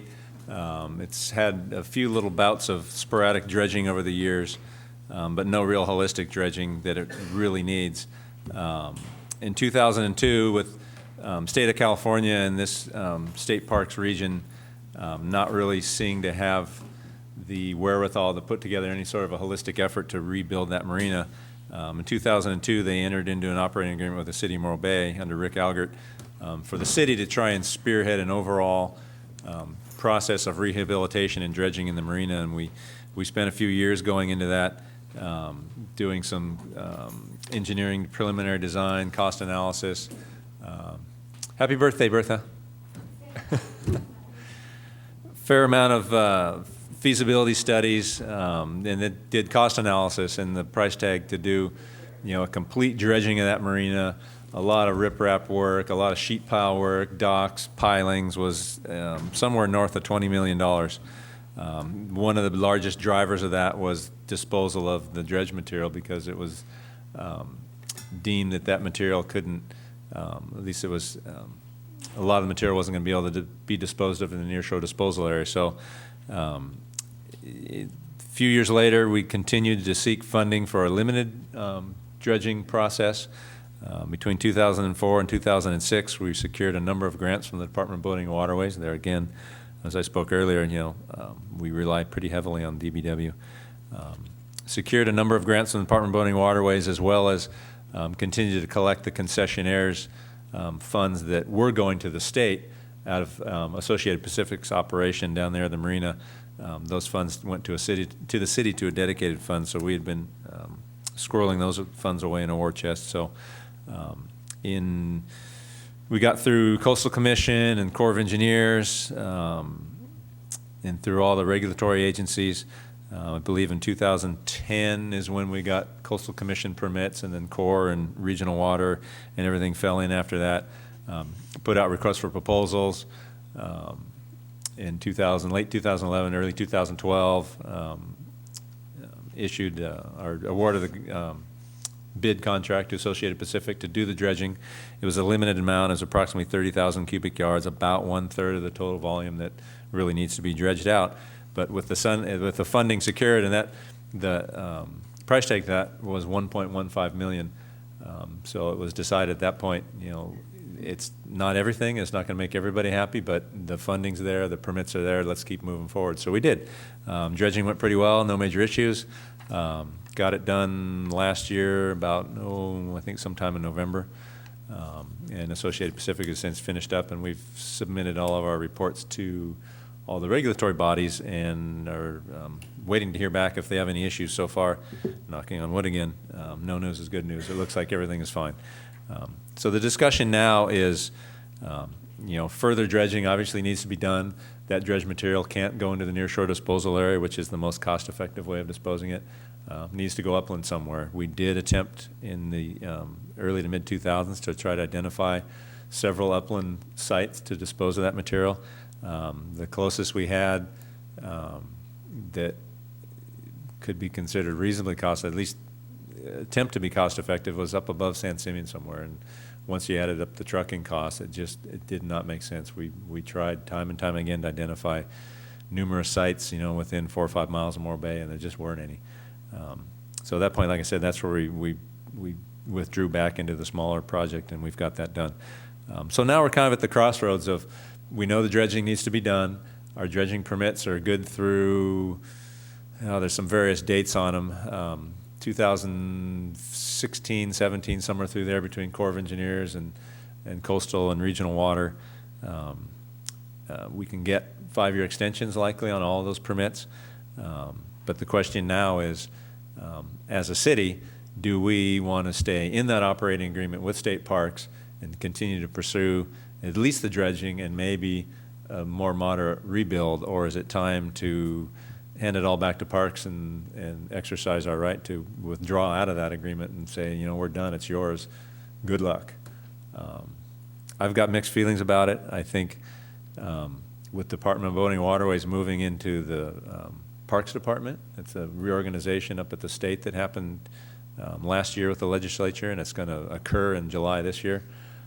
There may be some other funding opportunities that open up because the relationship between Parks and Department of Boating and Waterways over the years has been a little bit of a headbutting relationship, in that Parks was pulling $27 million a year off of DBW's sinking fund for operations on park projects that were boating related, where Boating and Waterways, contested that, those are our projects, we should be doing them. So now that they're living under the same roof and answering to the same boss, things may change there, and it may open up some other funding opportunities. So, like I say, I've got no recommendation here other than for the Harbor Advisory Board to discuss and give us input and what you think the community and what the voters want and what we should do with it. The next step for us, after maybe getting some city council input, is to go to Parks and see where they are. The last time we met with Parks was probably last spring or summer, as we were going into the bidding process and talking to their concessionaire folks and their property folks, and they have an interest in trying to do some, combine the lease with that operates with Associated, that has the slips and the marina and the kayak shack, maybe do some sort of a combination. They want one lease down there and combine that with the Bayfront Cafe, or enter into a more long-term lease with a marina operator. And but the question is, do we want to keep trying to move with Parks on this, or do we want to just hand it over to them and let them move forward with it? So with that, I guess I'll open it up and answer questions, comments, and see where the board may want to go with it. Thank you, Eric. So we are going to take public comment on this item because I shouldn't say new anymore. The format that we have for our agenda is to take public comment on the agenda items as they're presented. Before we take the public comment, though, I'll see if any members of the board have any specific questions for Eric. So refrain at this time from comments because we'll have our discussion after the public comment period. So any questions regarding the report, and we'll start down at this end. Jim? I have no questions concerning the report. No. Thank you, Jim. Dana? I have one question. It has to do with the dredging. And you were saying that the closest was north of San Simeon. What kind of disposal sites are needed, do you know? Or, I mean, is it toxic to where you can't just take it to somebody's ranch land, or is It's that... not toxic. What the testing, and it's fairly complicated, but I'll try and make it simple, at least the way I understand it. I have to understand it in a simple way. There was no heavy, I mean, there's high copper background and some high other metal backgrounds, but that's all been widely attributed to be background geology around here and never been attributed to boating per se, or other pollutants, zinc and some other metals. But the testing, the suite of testing they do on the dredge materials, one is grain size, is it compatible with the beach?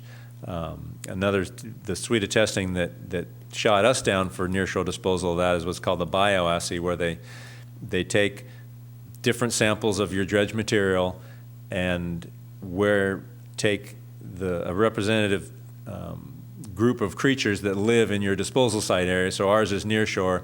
Down in LA, there's several disposal sites in LA. There's LA 1, 2, and 3, and they're in different depths in different areas, and they take representative animals in those areas. So for us, they take animals, and I don't know if they're worms or little sand shrimps or what they are, but they've got their animals that they have to test in, and they'll take a sample of the material from where we intend to dredge and put those critters into a tank or a petri dish or whatever, and see if they'll live in it. Of course, and they'll feed them and oxygenate it. They don't just, screw the lid on and hope for the best. I think it's a little more robust than that, and a little more scientific, but still, you think about the critters that live out in a highly oxygenated, high energy, near surf environment are not the kind of critters that live back in silty, sandy, anaerobic mud, which is what's in that back bay. So of course, the rabbit died, the creatures died. And therefore they wouldn't let us dispose of that material in the near shore.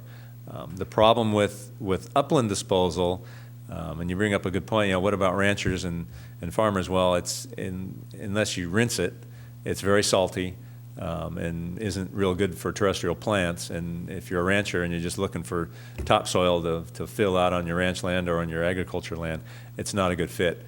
There was a marina down in Channel Islands Marina, it was built 60s or 70s. There were plans that were never completed on the original project back there. As you know, in the back bay of Channel Islands Marina, there's a number of houses back there in the aisles, they call it. There's many more acres were planned out in the original plan that never got built. A developer came in to that project about 6 or 7 years ago, bought the plans from whoever was kind of sitting on it, and he had to go buy a number of acres of farmland because it was the same problem. Because they were going in and dredging out new channels, and he had to buy 10, 12 acres of farmland to have some area to dispose of the dredge material. So that's the dilemma we were in. We looked at the old quarry site back as you turn on to South Bay Boulevard off of Lower State Park Road. There's the old quarry site up to the east there. We looked at a possible that site for remediation and filling back in, and it just wasn't large enough.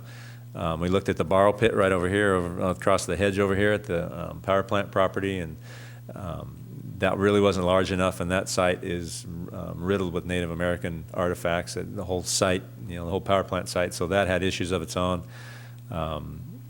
We looked at a number of ranches that were possibilities, and really the only one was, like I say, north of San Simeon, and I'm not sure whose property it is or what their issues were, or why that particular property owner was okay. Maybe he just needed fill for doing a land development or something, I don't know, but once you added up the trucking, the price just went astronomical and just did not make any sense. They wanted it to truck it up to an abandoned mine and dump it down a mine. So We see dollar signs with that. Any other questions, Dana? All right, Bill? Two questions. How long is the operating agreement that you signed with the state in 2002? That's the first question. And the second question is, what's the net profit to the city currently? I don't have the operating agreement in front of me. If it has reached its expiration date, it does have a carryover on it. I don't know if it's a month-to-month or year-to-year, and we may still be on it. My guess is it's a 10-year, but I don't have it memorized, so I apologize. But we are on a month-to-month, and Parks so far has not indicated that they're ready to take it back, but we do need to have that discussion. What was the second part of your question? Net profit to the city? Oh, on net that profit. lease? Well, I don't know, call it net profit. It's Or whatever. It's the funds are received that the state used to receive. It varies by season because the kayaking season, as that ramps up, it starts going up. But we receive anywhere from about $4,000 to $6,000 a month on that, I believe. And there's still, we expended all of the grant money and started cutting pretty deeply into that war chest. It was, something north of 150, 160,000, and we cut into that fairly deeply. And we still got a few costs hanging out there for our consultants doing the rest of our final wrap-ups. But we're still got a fair amount of money in there, and now it continues to grow month by month. So if we didn't have that lease, then we would lose approximately $60,000, or the harbor would. Yeah, but yes and no. I mean, per the agreement, that funding goes into a dedicated sinking fund, like a reserve fund. It doesn't go towards my operating budget. It goes to a fund all its own and to be used for the dredging and other projects. Thank you. Good questions. Because those were the ones I was going to ask. Those are good questions. That's how we look at it. I do have one other question for you, Eric. Do you have any estimation of what would happen if we did discontinue the operating contract? What would happen to the marina? Is there, and I know it's could only be speculation at this point, but is it possible that they would abandon the marina altogether, the state? I don't think they'll abandon it altogether. With them joining up with the Department of Building and Waterways, it makes them more boating oriented. So I can see there could possibly be more interest in it from the parks side because now they're boating as well. It's a revenue source, and if we cancel the agreement, then they make that revenue. I mean, you know how the state is with their budget. They can use all the revenue they can get. So I don't think they'd walk away from it. I can't answer to, what their intentions are in terms of, we have a new district supervisor here, and she's, may have different views or a little more energy to work on this project and help make it go forward.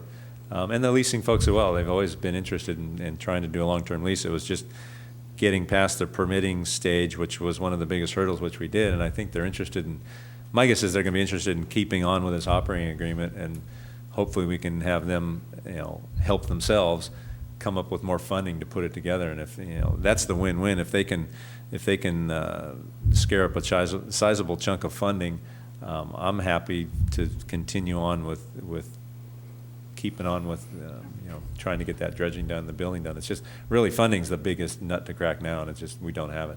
Okay. So we'll move down the line here. Lynn, any questions? Yes, Eric, the money that you're talking about, the concessionaire revenue, is the $160,000 that you mentioned a few minutes ago. It's on. Got to point it toward you. Oh. It's about $60,000 a year. 60,000. That's the same pot of money, right? The concessionaire revenues? Yeah. Okay. The concessionaire is required to, in their original agreement to pay the state, X percent, just kind of like our leases, and we assumed those revenues when we signed that agreement with the state. And the current improvements that he is making right now, he's rebuilding some of the docks. I understand that that has nothing to do, it does not come out of the revenues that he pays to the city. Correct. Yeah, and that was in the report from that we had to pull, but per Associated's lease with the state, the concessionaire is required to put X amount of dollars back into and have an ongoing maintenance plan, major maintenance plan. And since, again, we assumed the operating agreement with the state, now the concessionaire reports to us. So that's different. That comes out of the concessionaire's own funding that they collect. Okay. Thank you. Thank you, Lynn. Jean? Eric, do you know whether the state or have you received any requests for proposals for the operations of that area? Any other entity, any private big corporation or anything like that? No, I'm unaware of any other outside interest in coming in. All right, thanks. Any other only questions at this point with regard to the report? Yes, Jim. My question, which I was going to ask later, but can ask now since it'd kind of be a follow-up to what you just said. What you're feeling, Eric, if the project does go back to the state, do you really think that the state would aggressively pursue the further dredging of the marina to fulfill the requirements of the permits that we've worked so hard to get so far, or not? Boy, that's pure speculation. I don't know. I mean, given the level of interest in it over the last 50 plus years, 60 some, 70, whatever the math is, at least recent times, that's why we entered into that agreement, was to try and jumpstart that process. I think they're going to be more interested in continuing on, if I had to guess, with the existing agreement, because that's, they don't have time and staffing, and I doubt it's gotten any better with the state budget, with them having the time and staffing to do anything further with it now. Thank you. Any other questions? Excellent, thank you. So what we will do now is move on to the public comment period for this item, for item D1, the State Park Marina Operating Agreement. If there's anyone in the audience that would like to address the board on this matter, please come forward to the, is it a lectern or a podium? To the lectern, and state your name and city of residence, please. My name is Norman Anton, and I'm a resident of Morro Bay. I'd like to make a number of comments. I feel, first of all, that with all the effort that's being made by the city of Morro Bay to improve the Embarcadero, that the State Park Marina is part of that needs to be improved as well, because it's a great contributor to the ambiance and the general enjoyment of Morro Bay for so many people. A lot of us are here because of having access to the sea, and a lot of us are here because we have boats. I had my boat in the marina, and a couple of them, for many, many years. And frankly, to allow that marina to be in the condition that it's in is deplorable when you consider the other cities that are harbor cities, not just in California, but all the way up the coast. We have one of the worst, absolutely one of the worst. And I realize there's been a great effort that's been made by the Harbor Department, particularly with getting dredging approval, and that has made a huge difference with perpetuating the use of the marina. But very frankly, you're not dredging under the slips. You're not dredging under the fingers. At low tide, the boats all sit on the ground. At minus tide, the boats sit on the ground, but the docks draw less water than the boats do.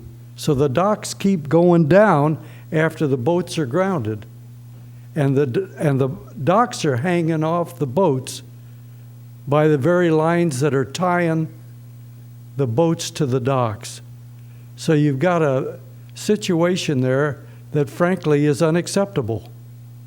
And what I'm saying is that those things need to be addressed. We're to the point in that marina, because of neglect, for all the years that we've had concessionary, it was the concessionary in there, for all the years that the state park neglected it, State Parks Department neglected it, that marina is in deplorable condition. And yet there's been $60,000, if I remember correctly, allocated each year for maintenance on that marina. And the concessionaires, as an example, charge off $60,000. Eric can let me know whether that's valid or not, but my impression is that the $60,000 is charged off to maintenance by the concessionaire each year on that marina, and frankly, all we're doing is putting patches on patches. It's shot, it's gone to the point that it's rotten. We need to tear that out, and we need to put a new marina in there and put a marina that would make Morro Bay outstanding for having that kind of a facility. And I think that we're headed in the wrong direction if we keep doing what we're doing. What I would like to see is the city of Morro Bay take over the running of the marina. The harbor department should run that marina. I think you should put bids out all over the bidding process needs to be opened up so that the people that are in the business of rebuilding marinas or installing marinas or working on marinas, all the contractors have a chance to bid on the maintenance of that marina and the maintaining of that marina and the replacement of that marina. Instead, when you have a concessionaire involved, and it's not the concessionaire's fault completely because they're a private enterprise. Private enterprises are in business to make money. They're not running that marina. Associated Pacific's not running that marina just because they enjoy doing it. They're doing it because it's profitable for them. If it wasn't profitable for them, they wouldn't be doing it. And what I'm saying is that if you look at what's being allocated to maintenance on that marina, and you look at the profit that's being made by the concessionaire on that marina, there's a lot of money there. There's a lot of bucks there that could go toward improving that marina. It needs to be replaced, that's for sure. But instead of the money going to profit, the money would go toward replacement. And so what I'm saying is it's a wrong direction we're going in with concessionaires. We don't need a concessionaire in there. What we need is the harbor department to take over the running of that marina and run it in a proper manner. That's my point. Thank you. Thank you very much, Norman. Please remember your name and city, please. Bill. Morro Bay, Bill Martini. There you go. Yeah, actually, I agree with a lot of what the previous gentleman just said. First off, the actual concession of the marina was in 1992. It was a 2-year concession. And after that, it's been on a month-to-month rollover since 1994. In 2002, the city did sign a management agreement with state parks. It was for 20 years, so it has 10 years to run. And part of that management agreement states that the city has the option to run that marina. And the point I was bringing that up is the harbor is about ready to lose $250,000 a year from the power plant. That marina right now generates a gross of approximately $350,000 a year. That should be in the harbor fund or in the city fund because it's no different running that marina from all the boat slips and the moorings in the bay. And even for the remainder of the 10 years, the city has that option. So why doesn't the city or the harbor step in and rather than this money going to a concessionaire when the city is hurting for funds, it only makes sense for the city or to put it out for an RFP and get a much higher percentage. The percent is 20% of gross is what the current cost of the concessionaire to run the marina. That's the approximately $50,000 to $60,000 that the harbor department gets right now. And the harbor department was obligated to put that money into a special fund to use strictly on the upgrading of the marina, which they've done. But if the harbor was running that marina, then you could actually either have a higher return with a new concessionaire, because it should have been put out for an RFP, part of the original agreement with the management agreement was within 36 months of signing the management agreement, they were supposed to say, are we going to run the marina or not? And it was my understanding it was supposed to be put out within 36 months, which was approximately 8 years ago. And I understand permits and that have drug on and on and on. That said, the actual cost of maintenance, it's a flat 15% per year or more that was supposed to be dedicated out of the gross for the maintenance of that marina. And that's supposed to have been, every year 15% was supposed to put into maintaining, or that went back into your state parks fund. And so if the marina has been run down over the years, I know I was tied up there 40 years ago in 1970, and it hasn't really changed much since then. And so this 15% of probably, at that time it was maybe a $250,000 gross per year. That there was supposed to be, what would that be? Maybe 30, 40,000 a year. From day one was supposed to be put in the maintenance, and it was never done. It was either deferred or went someplace else or whatever. So that's an obligation that was ongoing with the concessionaire for the last 20-some years. As far as actually dredging out the remainder of the marina, I know that's critical, but even if it wasn't dredged out, the income will still be the same, and that really, for the next 10 years or whatever duration, I think should go into the city coffer or the harbor coffer, to make up their loss with the power plant. The other point, there are ranches close by Turry Creek. I know Dana has a father-in-law that owns a giant ranch up Turry Creek, if I remember right. I know other people, we have ranches in the area. I mean, you don't have to go up to San Simeon to find, if you really kind of poke around, there's a lot of ranches. If there was economics involved for disposal, there's a lot of near sites that would be readily available. So those are just some comments. But number one, the city in one form or the other should run that or put it out for an RFP. Thank you. Thank you, Bill.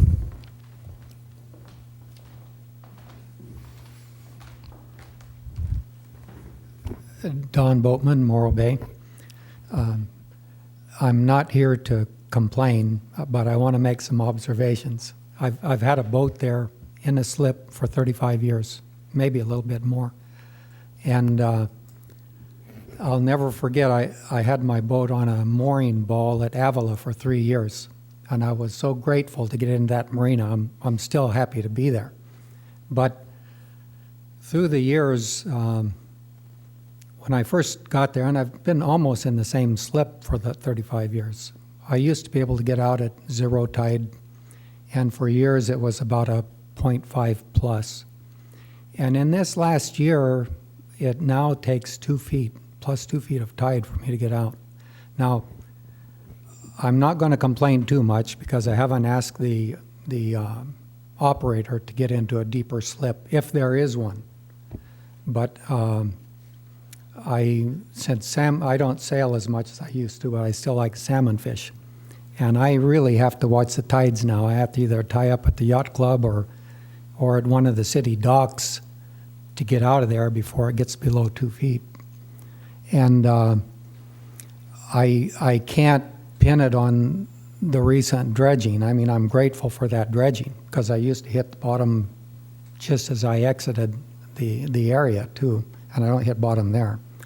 But my neighboring boat right next to the shore was just commenting 2 days ago to me too that he doesn't recall his boat sitting on the bottom as often as it does. So I'm sitting on the bottom more often. There was a plan at one time to raise a parking lot a couple feet, and put all those fines in there. And the composition, I understand why we couldn't dispose of that in the ocean. I was looking at my prop on a real low tide maybe 8 months ago, and I thought, I can just stand in that water and replace that zinc myself. And I slipped off and this is a true story. I hung on to the end of the dock. I had that zinc in my pocket, it's only about that big around, and my crescent wrench and screwdriver. And I hung on to the end of the dock because the water was only about 1.5 feet deep. And I started gripping that dock, and I ended up, I was over my waist in mud. You know, I mean, I can show you my fingerprints in that wood dock as I started gripping it more. But I ended up hiring someone to replace that zinc. I would not let go of the dock. So the underneath those slips and underneath the boats there is a real fine, real stinky dirt, just plain sediment. And so that's the end of that. But I can give you, because I still have the article in 1983 in Sun Bulletin, how the docks were in wretched condition and needed to be refurbished and, you know, needed to be dredged out. And again, I thank the city for going as far as they did. Over the 35 years, one thing I can guarantee you, you're the only people that care. You're the only people that I've ever been able to talk to about my dock down there at the State Park Marina that cared one bit. And it's such a perfect fit for the Harbor Department. You know, the Harbor Department on my third excursion in Morro Bay ended up pulling me off of one of the sandbars I didn't know about here, and did a good job. But I really would urge you to get the City Harbor Department there. It's a perfect fit, as one of the previous speakers said. Maybe the Harbor Department should be looking a little more money, a little income. And the money so far you've talked about is just what the state park took away from the operator, not what the operator is making as profit. It's just an absolute perfect fit for our Harbor Department. And so please keep investigating something, somewhere to put these fines, and maybe we can use that some more. I think the kind of money it makes now, I believe it should be a self-supporting marina. I don't think it needs to be subsidized. Maybe to start, but I think it can make money on its own, and I think there's a lot more room for a lot more slips. And there's a lot more need here in Morro Bay. Thank you. Thank you very much, Don. Anyone else?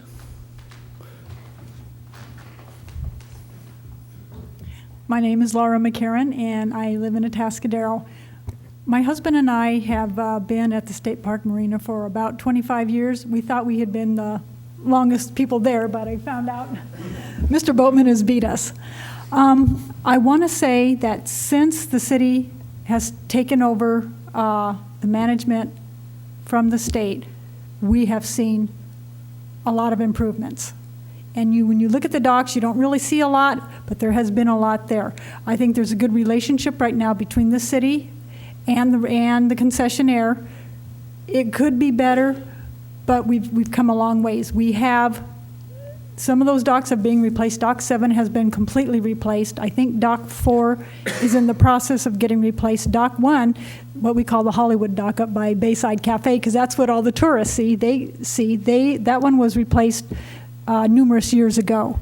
But I will have to agree with Mr. Boatman. When we first had our boat in the marina 25 years ago, we could get out on a half a foot of water.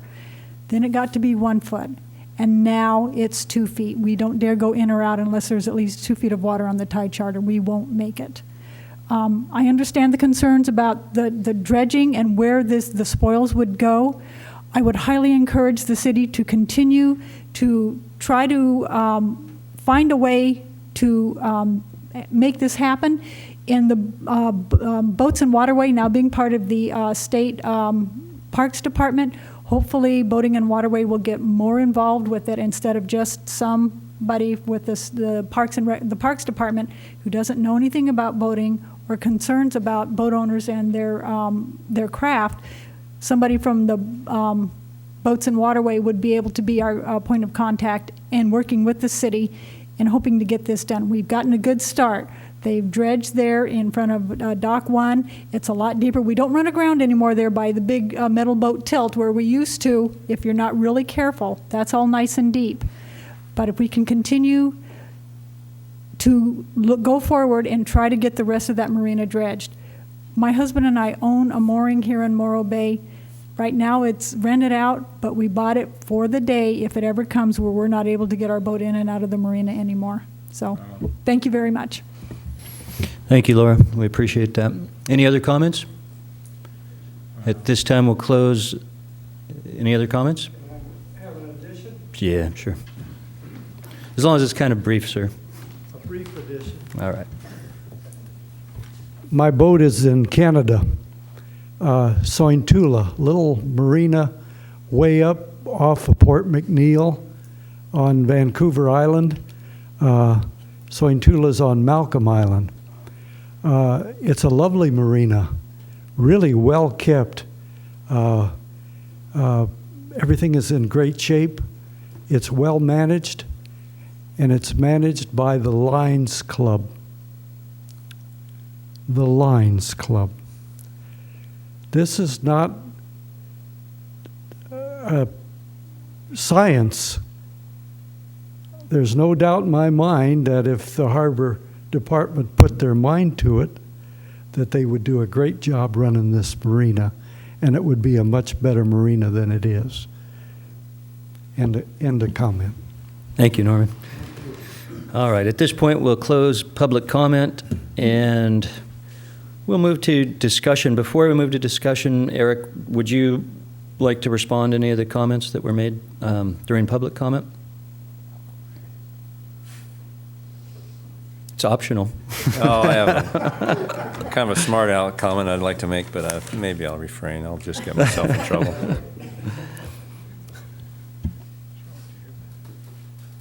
Okay, so we'll go on to discussion at this point with the matter. So who would like to open discussion on this matter? Yes, Jim. Jim.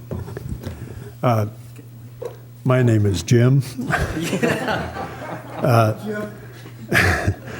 I want to just reflect a little bit on my experience. I was with a boat in the State Park Marina for 17 years, and I spent a little over $1,000 having my boat hauled after I hit some of that sand in there, bent the rudder. I remember times when the docks, not me personally, but people on my dock, their foot fell through. Myself and a few other people were having a chat out in front of the boat one day when one of the electrical boxes sparked and caught fire.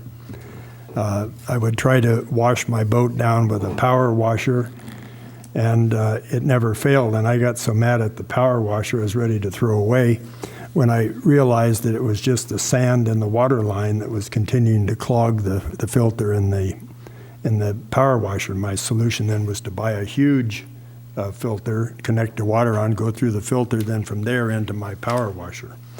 So I'm aware of some of the issues of in the State Park Marina. And my opinion, because of those experiences, conforms to some of what the speakers said here. And that is that since I left and the State Park Marina has become partly a function of the Harbor Department and the City of Morro Bay, there have been considerably greater improvements, namely in replacing the docks and that sort of thing. I fear that if the marina goes back to the state, that the state park system will not have any more interest in it in the future than they had in the past. And my final comment was in discussing with a state park person one day about the State Park Marina. He told me, whether it's true or not, I don't know, but he said that this marina was the only marina that the state parks operated, and that golf course was the only golf course that the state park operated, And he admitted that they're not in the business of managing marinas or golf courses. And maybe that explains why, in my opinion anyway, they did very little to keep the maintenance where it should have been. That's my comment. Thank you. Thank you, Jim. Appreciate it. Any other comments? Discussion? Dana? Yeah, I too lived in that marina at one time, 30 years ago, on a small boat, and it was pretty bad back then. But it definitely has gotten better over the years. There used to not be a restaurant at all, and a lot of other improvements, and the state has been making improvements around it with bathrooms and such.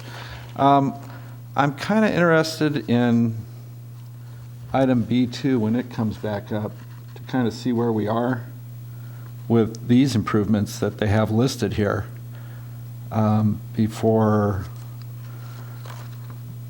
I guess we make any more decisions here.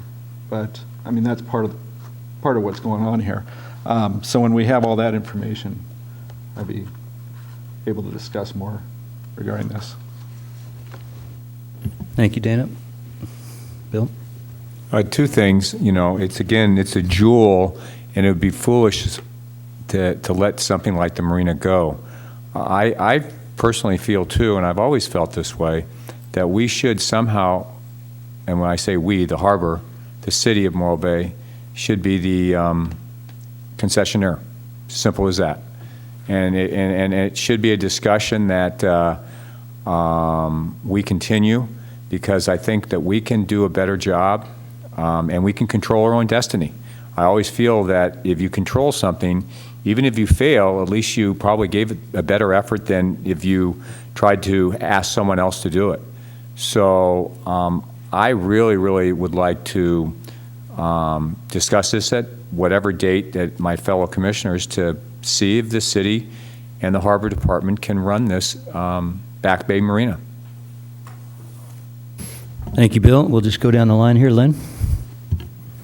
Yes, I find it very interesting that the item on our agenda was whether or not the city should continue in the operating agreement or allow the state to take over it, and our public comment has come in and changed the topic to should the city run the marina directly and not only not give it to the state, but not have a concessionaire. Obviously, I'm not sure the Harbor Department, well, not obviously, I'm not sure the Harbor Department really wants to run the marina. I do believe that the lowest level of government that does something probably does the best job, because they have the most direct interest. Ergo, letting the state take over the marina could be potentially disastrous, i.e. we would lose it completely, because they really probably wouldn't care very much about it. I don't know if we can talk very much more, agreeing with Dana and Bill, on whether we should keep it, run it directly, or give it back to the state until we see some of the maintenance that is in the works, the plans that Associated Pacific has for the marina. Maybe we could put a little more pressure, the city could put a little more pressure on them to do a little more maintenance and upkeep on it. The other comment I have is that the public has commented so much on the depth of the marina, and we've been trying to solve that problem. We've been talking about that problem as long as I have been on this board. And to complain about it, I don't think either the Harbor Department or this board or the city can do much more than we already have in trying to solve the problem. If the water is that shallow, take a 5-gallon bucket and put it in your own backyard. Thank you, Lynn. And as chair, I appreciate your point about the separate topic of concessionaire versus the harbor department. And we may want at future agenda items to discuss putting that on. So thank you for bringing that up, Lynn. Gene? I agree with Dana. We kind of need to see what the existing concessionaire proposes to do. On maybe it's a sidebar, I don't know. As far as the upland disposal of the waste soils, I know that we had consultants and they looked at various locations. I think they were looking at more of governmental entities to put it into or someplace like that. Perhaps there's some kind of request for proposal from the private sector to accept that upland oil, that soil. Any other discussion, comments? So, yes, Lynn. In just part of this, I thought the major problem with upland disposal was the fact that we have to truck it, you have to mitigate for all the gasoline that you're going to use, or diesel, and that after I don't remember the number of truck trips that it was going to take, but it was phenomenal, we'd end up having to build new roads, and that was one of the main problems. The investment in that was going to make it prohibitive. Yep, I recall a similar discussion, Lynn. So what we're looking at, board members, if you'll note the conclusion of the staff report, is staff is seeking public and board input as to the importance of the marina and the city staying in the operating agreement and continuing to seek completion of the remainder of the dredging and or the overall rebuild. So what staff is asking of us tonight is our input with regard to staying in the operating agreement. Now, a couple of board members did bring up the issue that we've got a maintenance item on the agenda that was pulled and that will be coming up. I don't know, in my view, I don't know how linked that maintenance item is to what staff is asking, this recommendation. So in my opinion, we could make the recommendation tonight, but again, if the board doesn't feel comfortable with that, if they wanted to wait for that maintenance plan report, of course, that would be the board's pleasure. So we've discussed it. I think we know where we all stand on it. If anyone would like to submit a motion with regard to the city staying in the operating agreement, we could entertain a motion at this time. Bill? I would like to entertain a motion. Gotta get up here to this thing. Apologize. I would like to entertain a motion that the Harbor Department continue in an operating agreement with the state to run the Back Bay Marina. All right. So you move that? And I'll second that motion. Okay. So the motion was for the Harbor Department to remain in the operating agreement with the state of California to manage the marina. And it's received a second. Any further discussion on the motion? All right, we'll call it to a vote. All in favor, please say aye. Aye. Any opposed? All right, that passes unanimously. That takes care of that item. And we are down to the declaration of future agenda items. I've got one right off the bat. Well, and it's not what you think, although maybe I'll let somebody else take that second one. But I read in the paper, it was either yesterday or today, that the National Estuary Program has their updated management plan. They've completed it, and I would love to invite the director of the NEP here to give us an overview of the updated management plan for our estuary. Do I have any concurrence on that? Yes. I would second that. Okay, so if we could put that on as a future agenda item. Now, I'll open it up to the board now for other future agenda items. I suspect that we'll have B2. One. Okay. B2 is the maintenance plan that will carry forward automatically. So certainly that'll be on there. Bill? If we have time, need to get on your thing. To kind of go over the leases again, just to kind of give us an update of where we stand on some of that. That might be just a staff report, but maybe in the next couple months. Is all due respect, is there any specific one? Because we just had our public workshop where they covered the entire Embarcadero and every lease. So is there any specific? Okay, well then I don't need it. Okay, so Bill withdraws Am I correct that. there, Eric? I thought that was said at the meeting, the leaseholders meeting, that you could find this information online now? They were going to. Yeah, at that study session a while back, one of our goals out of that, or one of our to-do list items out of that, was to put most of that information, including a little bit more that came out of that study session with some council direction, and get that posted on the website. That's still a work in progress. We're getting there. We're getting close, but hopefully we can get that up fairly soon. And that's just, that really, that is, I don't think it's necessarily what you're looking for and what Bill is speaking to. I think that information is more just the basic terms and conditions of every lease, and the base rent amounts, just kind of a snapshot of every lease. I think what Bill's talking about is, kind of the updates of the leases in motion with things that are going on, things are being changed and whatnot, what we've kind of traditionally done. We did have that on future agenda. What was it, Polly? Yeah, we had it for June. I think it slipped from spring and went back into June, so we can certainly look at it. It's already on the list. Yeah. We can certainly look at June as it shapes up. So June is just 2 months, so is that okay? Okay, good. It's 1 month. Wow, it is next month. Hello. Time's flying. And I would mention as well that online, the lease management policy document is currently online, and I believe there's another nice informational piece on Tidelands properties. So the viewers, the members of the public are invited to go to the City of Morro Bay's website and then the document library in the Harbor Department and view those documents. Any other future agenda items? Did I hear somebody put D1? Is that what you said? This is B2. Or B2, the State Park Marina proposed maintenance plan. Yep, that'll carry forward. I would like to see that too on the agenda still, and I assume it will be. But I would also like to have hopefully more information than what's currently on the letter from Associated Pacific.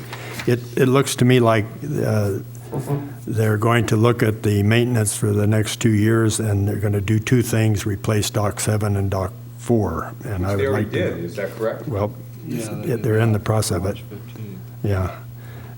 So I would, when they come, I would like to have them be a little more complete in what their plans for the maintenance of the marina might involve. So when we get a representative from the concessionaire here, you will be loaded for bear. So that's fine. Yes, Eric. With my handy-dandy space-age technology here, I went on the city's website under our harbor page, and under, if you go to harbor, and you go over to Harbor Administration and Leases, and you get another drop-down, Harbor Lease Sites List 32513. That is, due to the efficiency of my staff, thank you, Polly and Lori, we do have that list on there of lease site, address, business name, lease start date, lease expiration, term, improvements, current annual, and not including percent gross, rent basis, percent gross for different services on that site, and then allowed uses. So we do have that overall information spreadsheet there, and I believe it's loading. Here it comes. Wait for it. Wait for it.